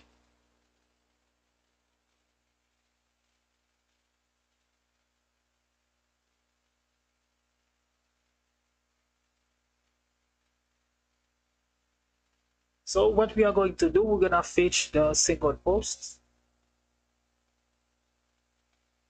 in order to modify it. So we have the register page, so we're gonna need to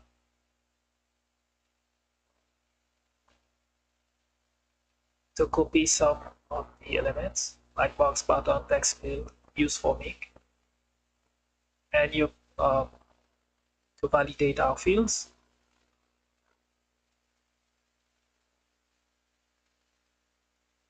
So we just copy the validation schema, and we're gonna rename.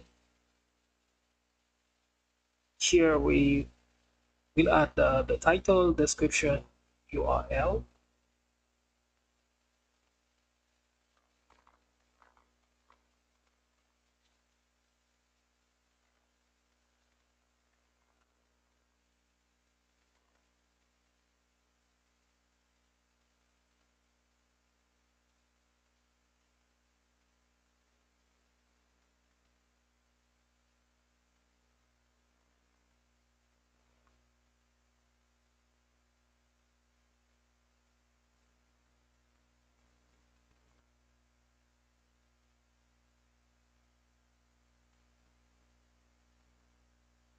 And post URL.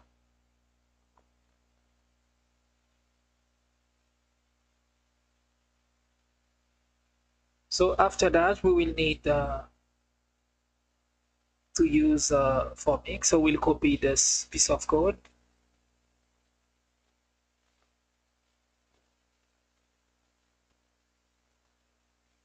So we have values, errors, dodge, handle, blur, handle change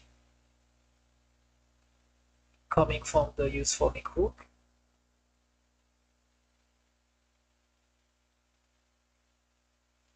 And the initial value is empty.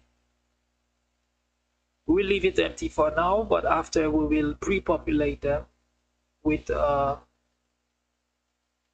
single post data.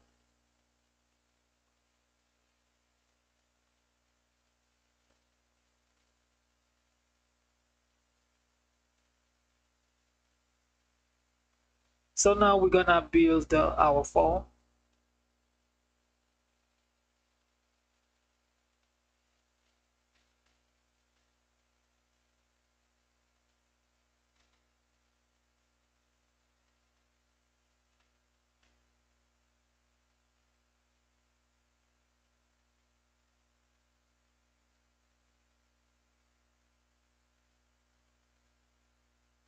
The first box will occupy 80%. Okay, and it will receive handle submit coming from the use Formik itself on submit event, and the component form, because if you inspect element, you would see that it is a form.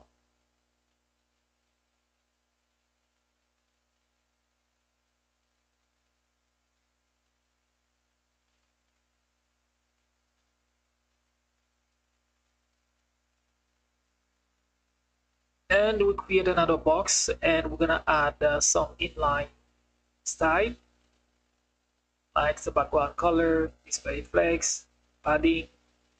I mean, P is padding. Okay, and now we are starting to add the fields in the form, and we have initial value, title, so the name should be the same. Okay,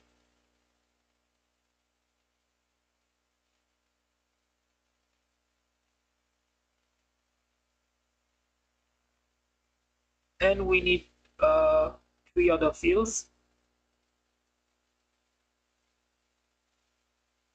So helper text, error, on blur, on change, mean those value are coming from Formik, from the use Formik hook to control our form.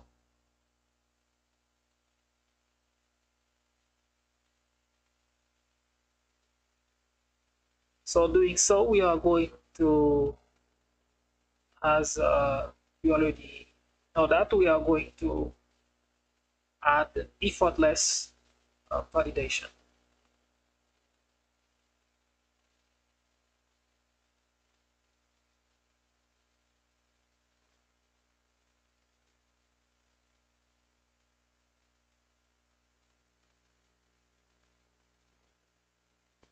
And the form also need a button. So props full width, and we already bring button and type button. We add some style, background color, and over we add background color, and the text should be update post.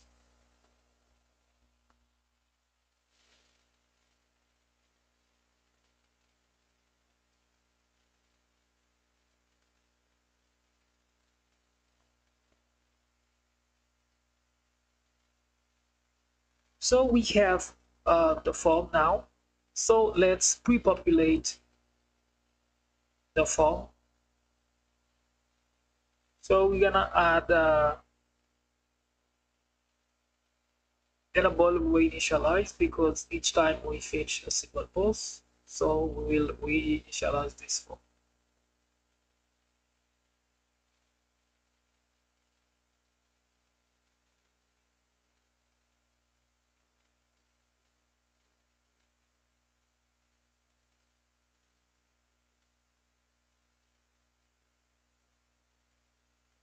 And we want to add some condition. Is loading, we're gonna receive the loader component.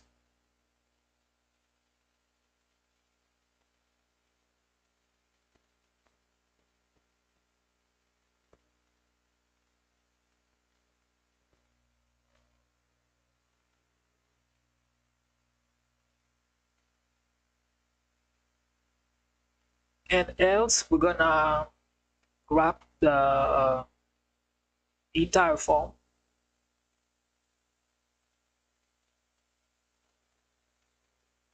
and put it inside the curly braces.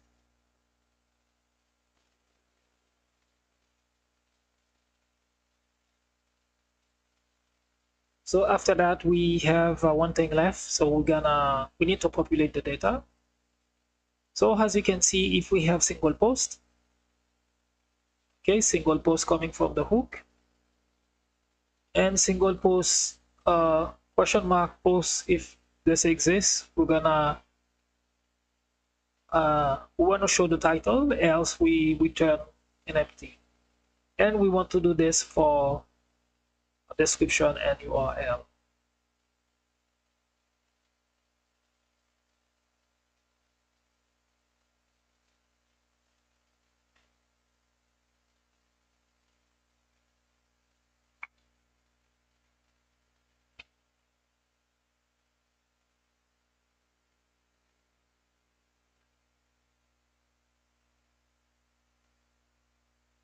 As you can see, the complete code.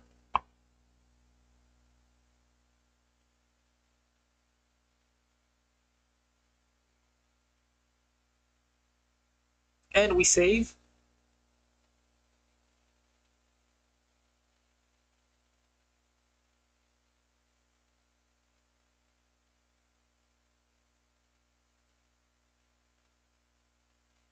Okay, as you can see, the form is populated with the current post.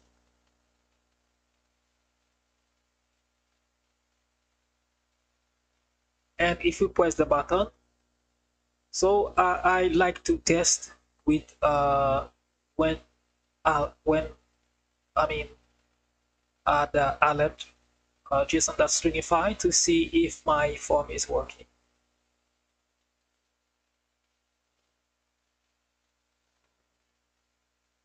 So now we're gonna create a method to update the post.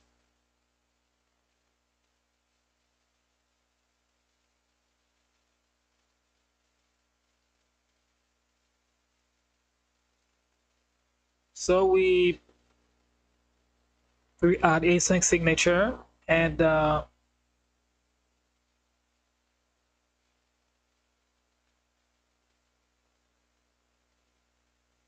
gonna add a try catch block.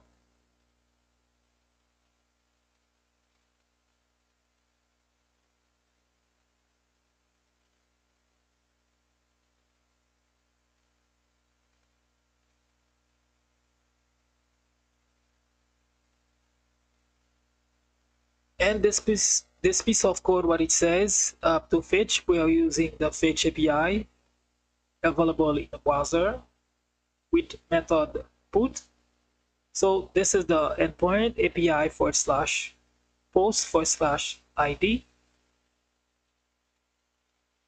Okay. And we already have the post ID coming from the params. And we add headers and body receive JSON stringify of the post that we receive, and else we're gonna catch error.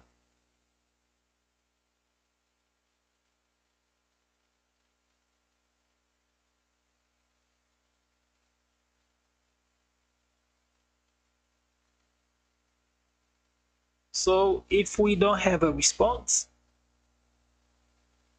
if res.okay, if not res.okay, through error, request failed. If we have a response, we're gonna add it in the response await res.json. And if response, question mark that success equal true, that we have defined in the route. So let's check it.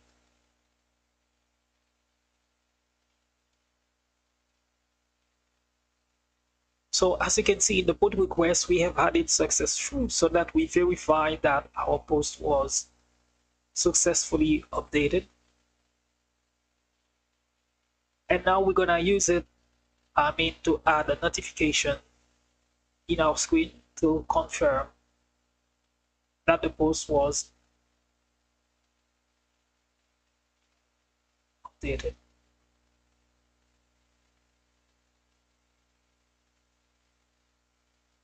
And we bring a toast from React-Tosify.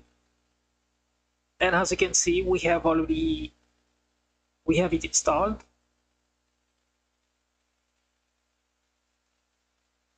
This one.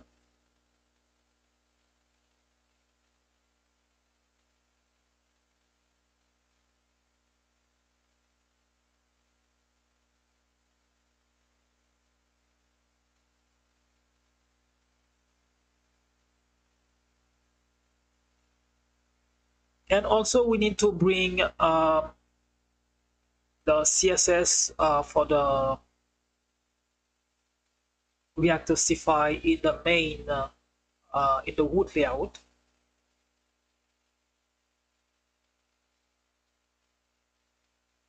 And the toast container, so that each time we call toast and we pass the message, so it will pop up in our screen.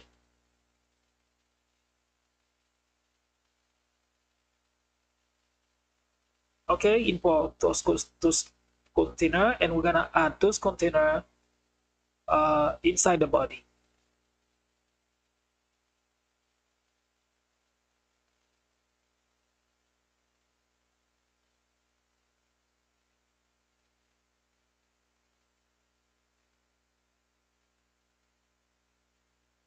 So now it's time to add this method on in place of alert. We're gonna comment alert because this was for testing purpose. So update post receive values, and after updating, we're gonna redirect user to the admin dashboard. And to do so, we're gonna create a variable name const router, and it will receive the use router.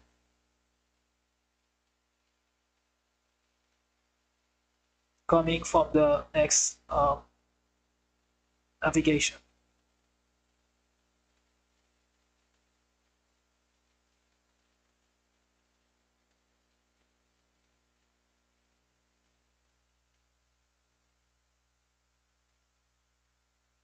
And to do so, we're gonna make a little test updated and click to update. If you check in the console, you would see it's compiled, and as you can see, sure enough, so the post title was updated successfully.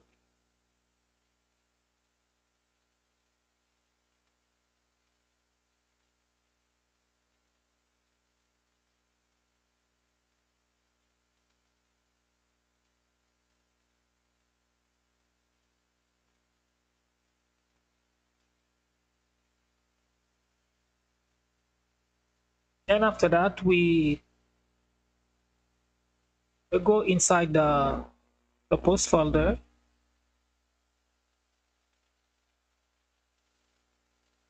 So this one is to create a new post. So this time we will get the title, description, URL coming from the request. No post with capital P come from the model.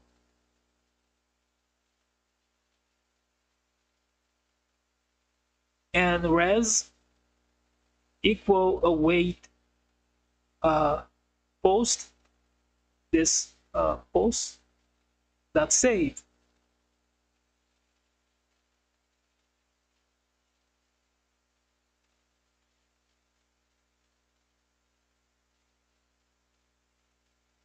And after that, we should return the post.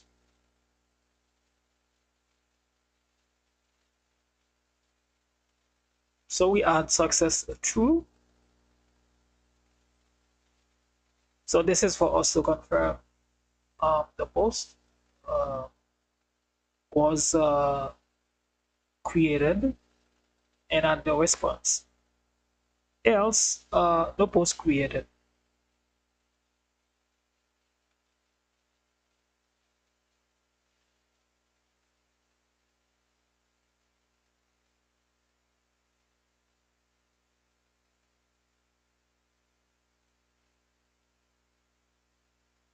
So we're gonna move this folder, the create folder, inside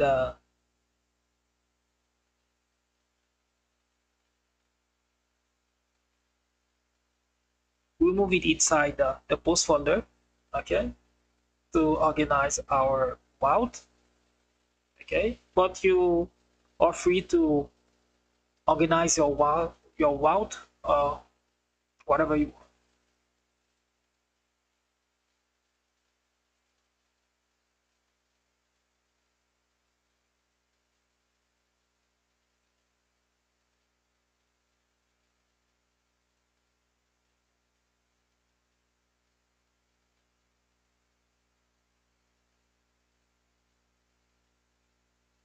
So basically, in this page, to create a new post,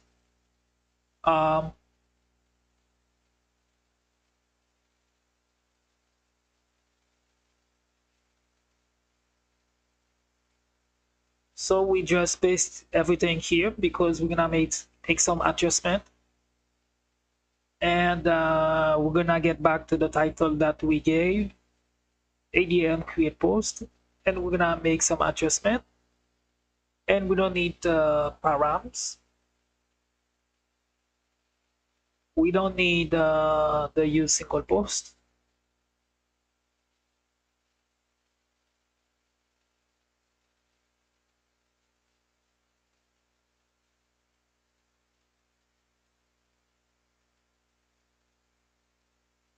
But we will need the validation. We don't need the single post again. We don't need the post ID.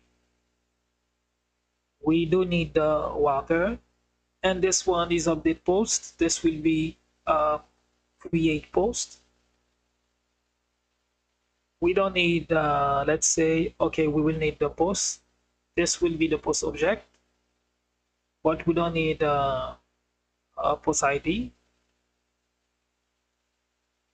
because the endpoint is /API and post, and the method would be post,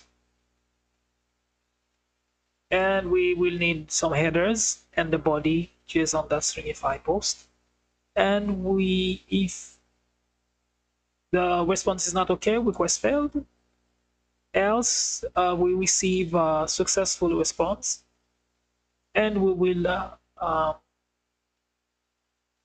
print in the screen a notification that the post was created successfully.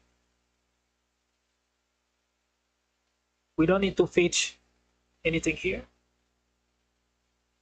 I mean, to pre-populate the form. So this will be empty.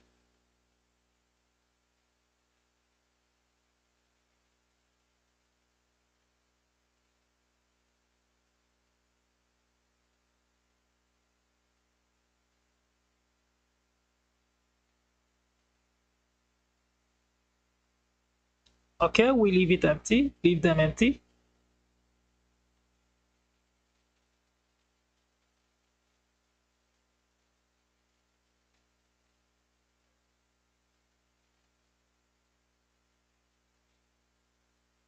And create post.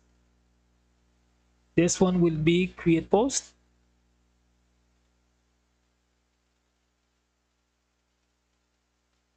adjust the title, create post. We don't need this is loading loader because we are creating a new post.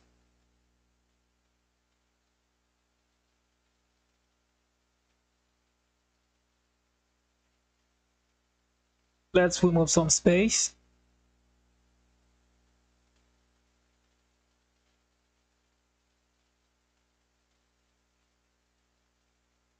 And update the button, the text button.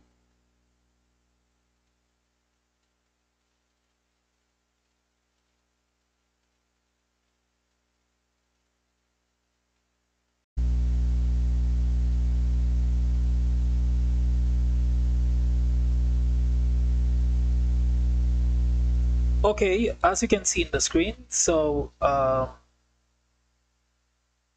it's working properly, it has validation. Okay, and now we want to create a new post.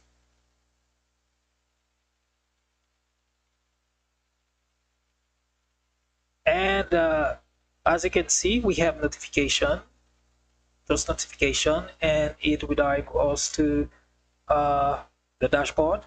And as you can see, we have just seen the newly created post.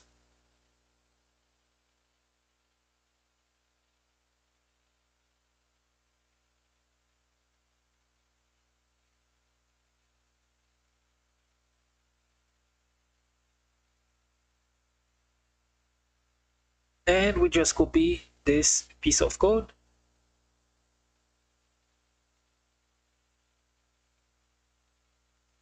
And this time we want to add the delete post method to delete a single post.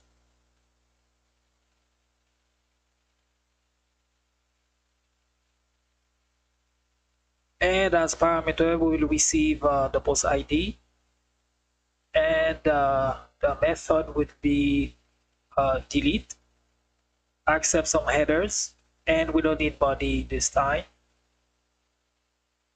and which will error if the request is failed, and if the response was successful, we want to show some notification in the screen.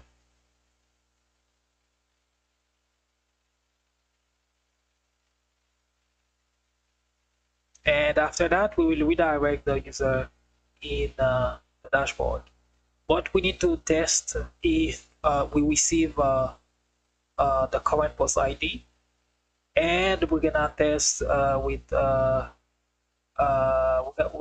we want to add also condition. If we know that confirm you really want to delete post ID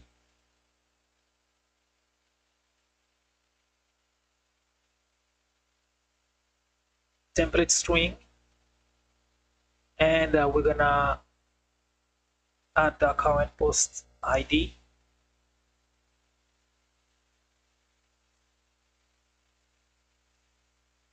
and we add our logic here.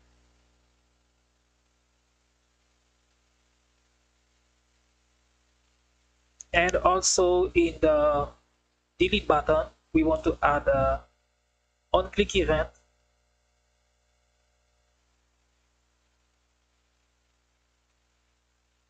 Okay, we add a function that will return another function to delete the post.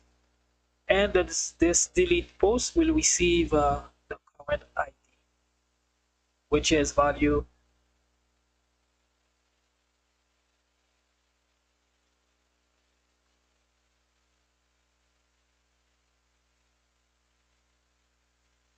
And then we try to delete a post, the newly created post.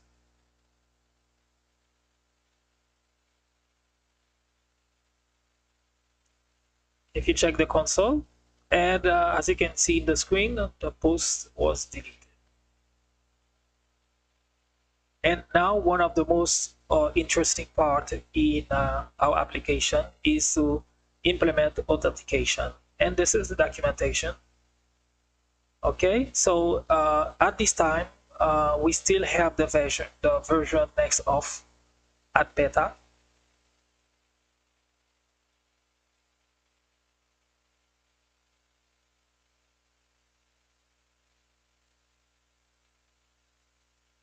And if we check the package.json, we have Next.off. This is the current version, beta.15 for the Next.off 5.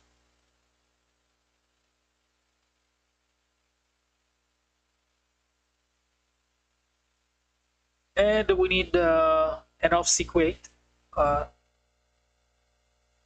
environment variable,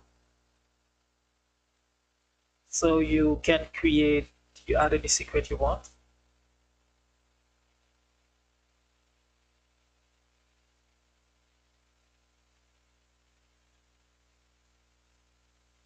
And inside the lib folder, we're gonna create a file name of Data.js. This will contain the logic to authenticate a user according to X Auth documentation. So we import a credentials provider, but you could use any provider you want. I mean, GitHub, any, and we create a cons, we export it, and you add providers, that is an array. Okay, and you could add, as I said, all the provider that you want to add in your applications. But this time we will use credentials provider. And credentials providers receive an object, and it will receive the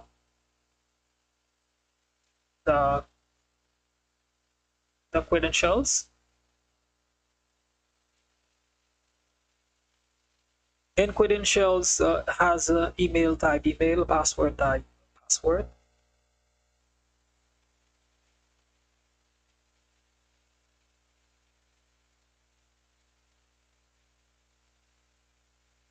And async authorize. Async authorize will receive these credentials, which is email and password.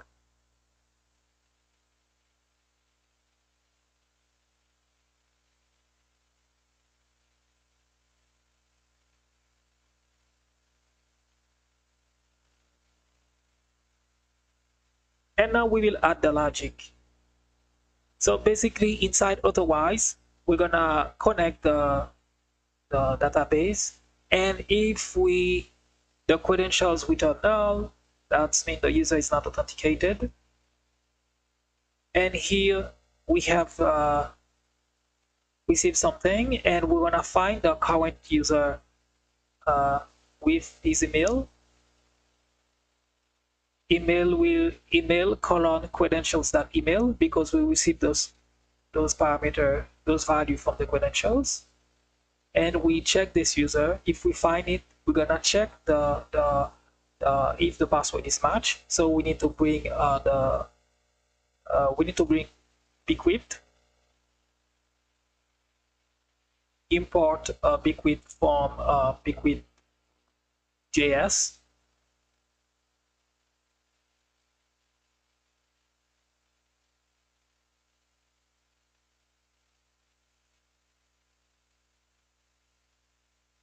And we compare, okay, the password that we receive, credentials, that password that we receive from the form, and to the password that is saved in the database.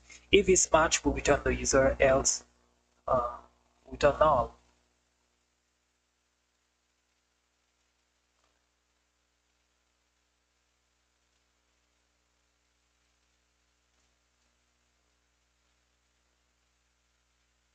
And we want to add pages. This is according to documentation. If we have custom page for register and login, so we already defined those page. This is why we pass them here. We add them here, right? Now we have callbacks.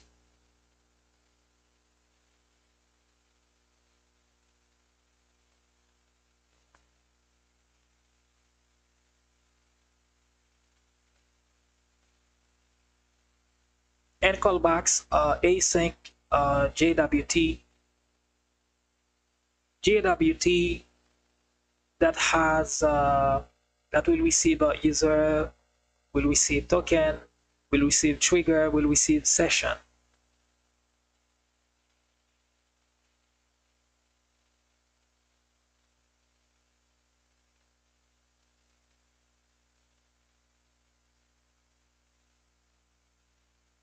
Now we test if we receive the user.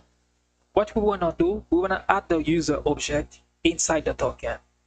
As you can see, you're free to add any data that you want in the token, but I would not advise you to add all the user objects. So you choose which data. This is for security reason, and also is admin false. I comment it, so later I will show you how to add user role with that. Okay. And if we have an update, and what we wanna do, we wanna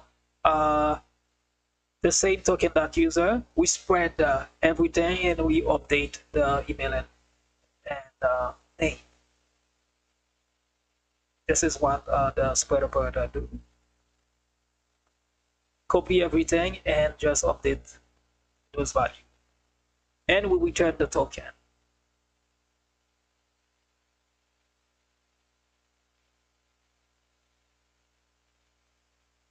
As we will use a session, okay, the currently logged user will be in a session. So session async that has the session and token.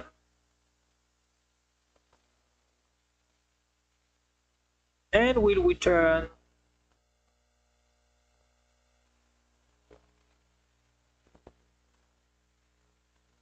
so what we are going to do, if we have the token, because remember we added the user object in the token. If we have the token, we add session that user will receive token user.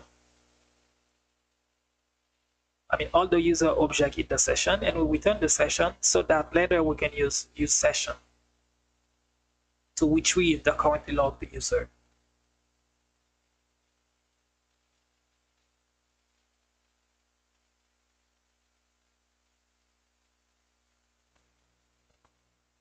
And after that, we export Auth, SignIn, SignOut. We will use them later.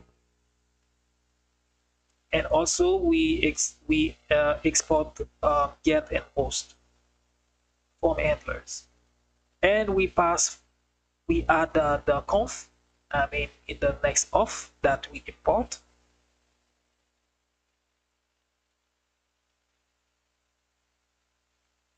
And that should be it.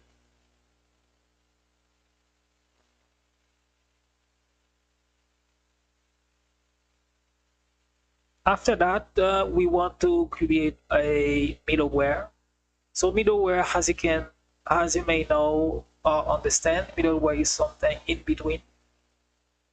So we're gonna check the middleware for the part that we want to check.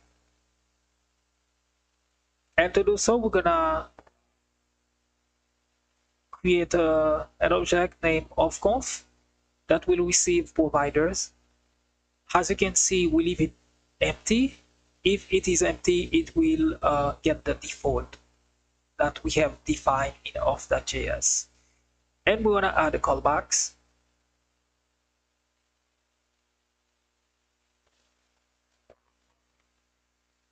And in the callbacks,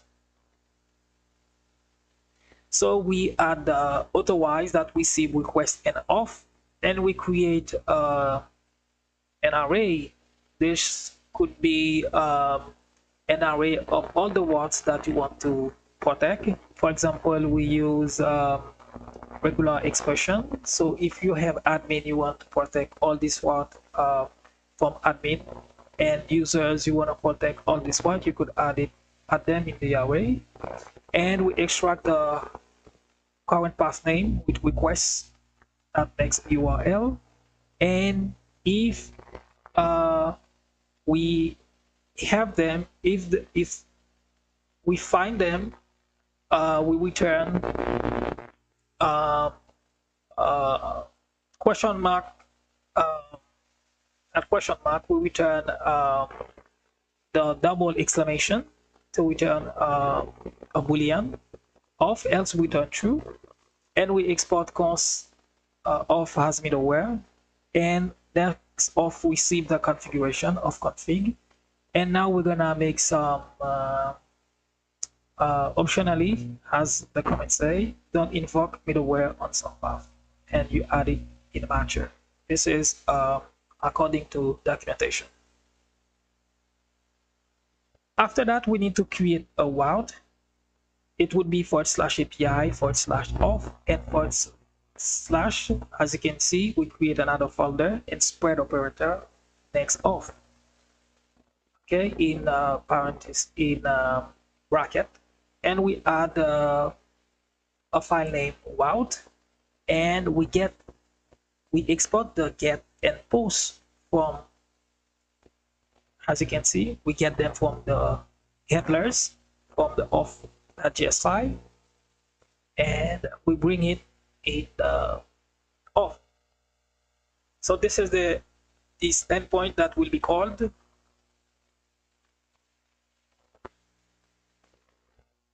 when we are dealing with authentication. And now we want to add a provider. This provider will act like a wrapper inside of our application. Okay, as you can see, it has session provider coming from Next of React, and it receives a prop. The session receive the session. Okay, the session that we have from the auth.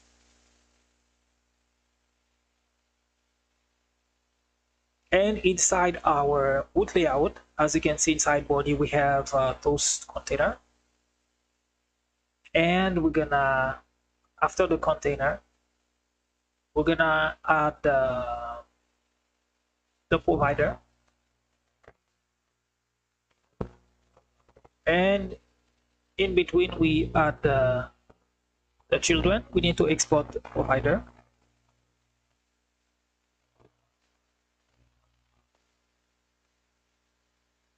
Not export, I should say import.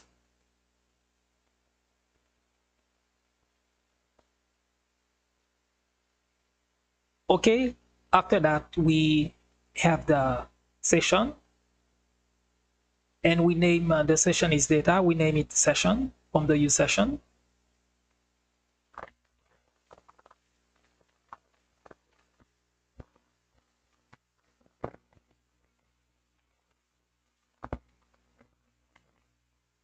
And we would create a variable name SignIn value.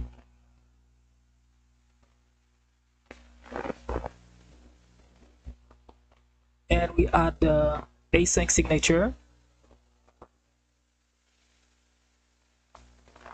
And sign-in value, await sign-in. Sign-in is coming from the next auth. Okay.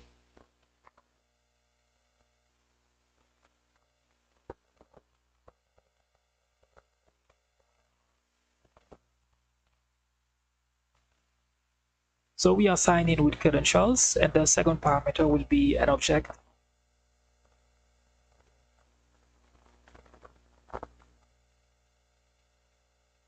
And from the values, okay, we have email that will receive values.email and password values.password with our false. And we have other initial value that we will use soon. For now, the default value is null, the error.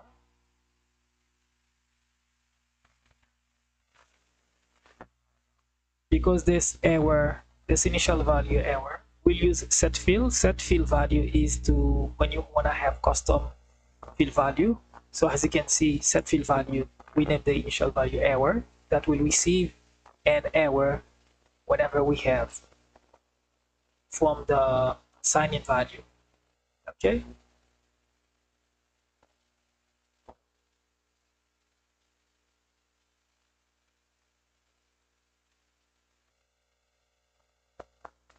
And also we have a variable name params, and we use the hook use search params from Next, and create a variable name called callback URL. You would see it in the URL. Okay, when we want to sign in, I will show you know why. And params that get this callback URL. Else we have the default one is the home page.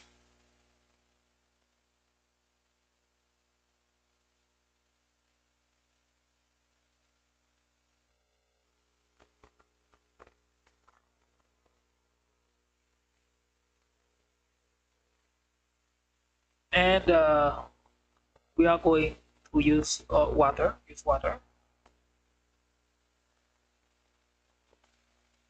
So we are using use effect. What it says, if we have a session, that user we want to push from the callback, and the callback will be either the callback that we receive from the URL parameter, okay, or it would be if it doesn't exist, it will redirect to the home page. Basically, this is what it says.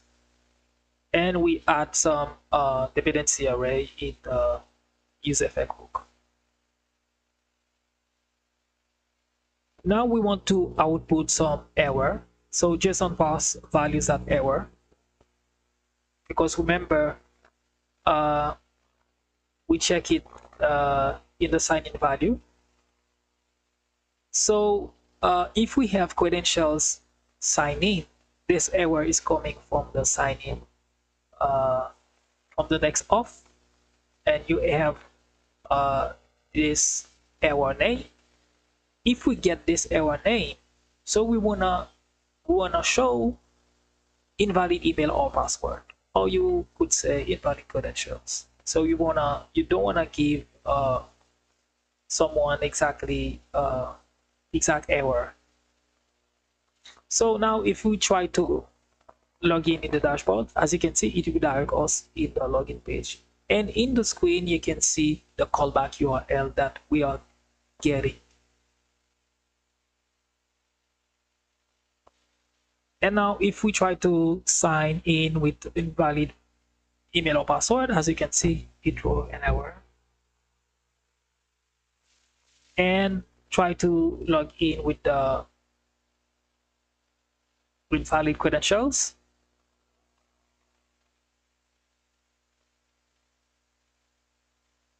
And as you can see, it will direct us to the dashboard, okay, because it has the callback URL.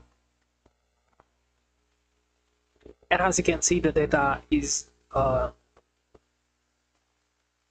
loaded properly. Now we're gonna make some adjustment.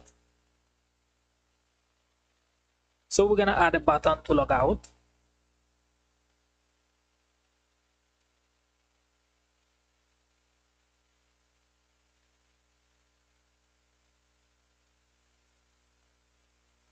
And we need to import the logout button. And we would have a logout handler, a method to sign out a user.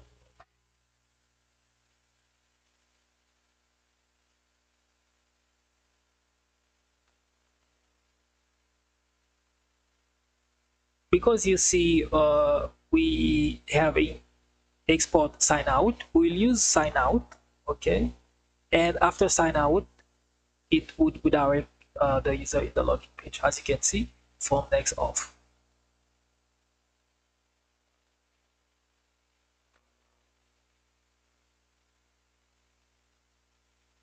And this one we're gonna add a dynamic username.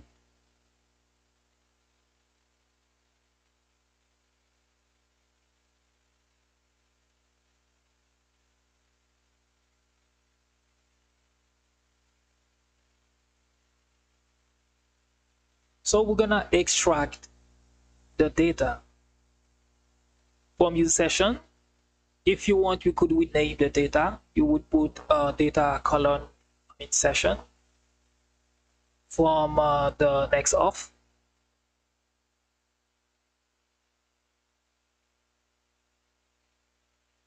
Okay, if we have data, that user, that name, because when we created the token, this is what we pass as parameter.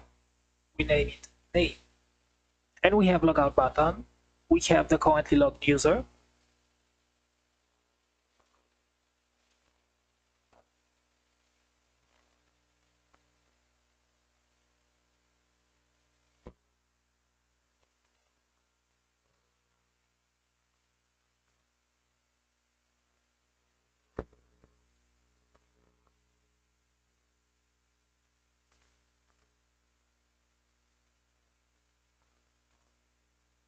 And here what we want to do, we want to add an icon, a log icon in the link. So whenever we have the login link, so we add the log icon. This is what the code is doing. And when we log out, it would like us to log in, and we move some button.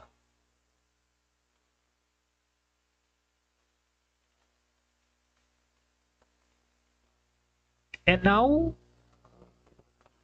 another good interesting part is a protected route. Protected route, we will use the auth that we create a while ago, and we're gonna use it as a wrapper in our async request. So this is according to documentation.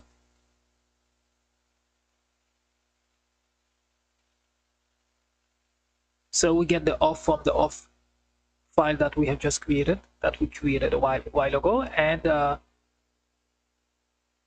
all the while that we want to protect, we will add this auth to wrap them.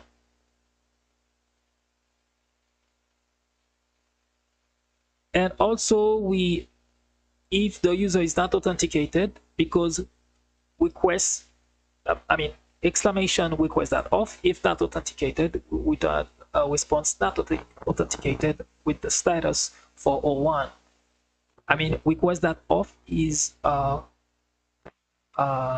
from Next.js documentation, so that you know that we invent anything.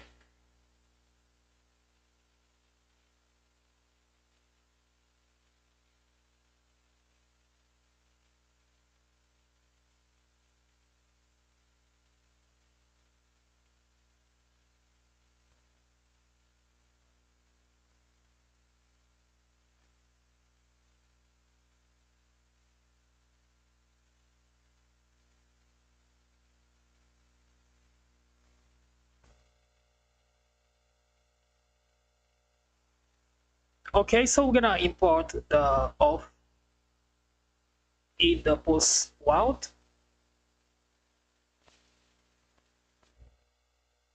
So if a user is not authenticated, it should not allow to create a post. To do so, we wrap the same way we do for route we wanna protect.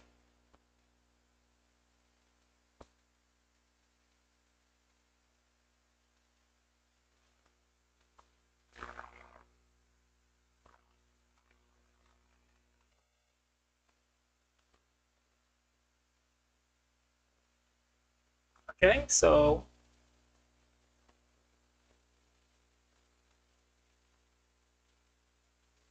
and for the delete part, this is I'm gonna give you an example of the admin role. User role, I should say.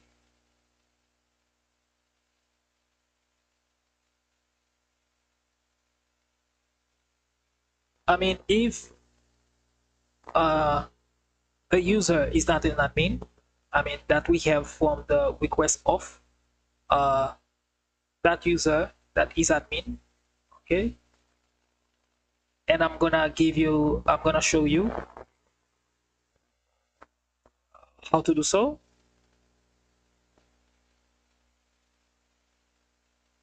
You remember we comment this in the JWT, we comment this isadmin. So this isadmin, we say that it is false. But if we had this field in the database, we would get it like so, user isadmin. Okay, but because I don't have this field, this is how you would do it. I will leave it false. I'll show you the process. Okay, and I'm gonna give you an example that the user role is working, and in the model you would have to create a new field named isadmin.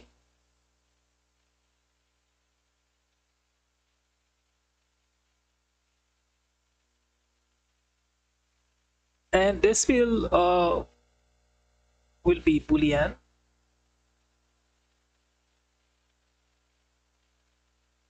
So you could leave required true, and the default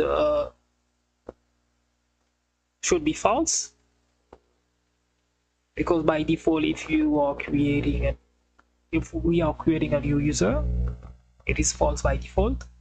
And now we would have it in the auth. Okay, but as I'm not using it, I leave it in comment. But when you are using it, you cannot comment this. And as you can see here, if you are not an admin, if this condition is not verified, so it's gonna throw error not admin. So try to delete in the delete endpoint.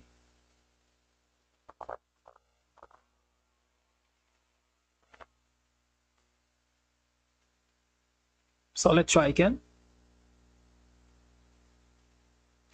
As you can see in the console, message not admin, and with the status 401, that means our user role is working. So we console log this request. We're gonna comment this. It says for testing purpose, so that you know that it's working.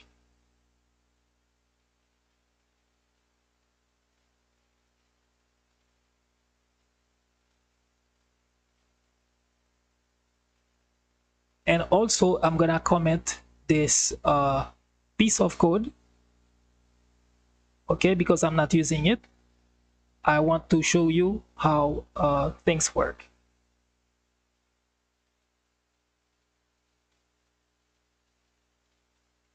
So guys and girls, that was it for this lesson. I hope you learned something. And if you do, please smash the like button. And if you're not a subscriber, please subscribe and keep in touch with us for new video lesson. So thanks for watching, and see you in the next video. Bye bye.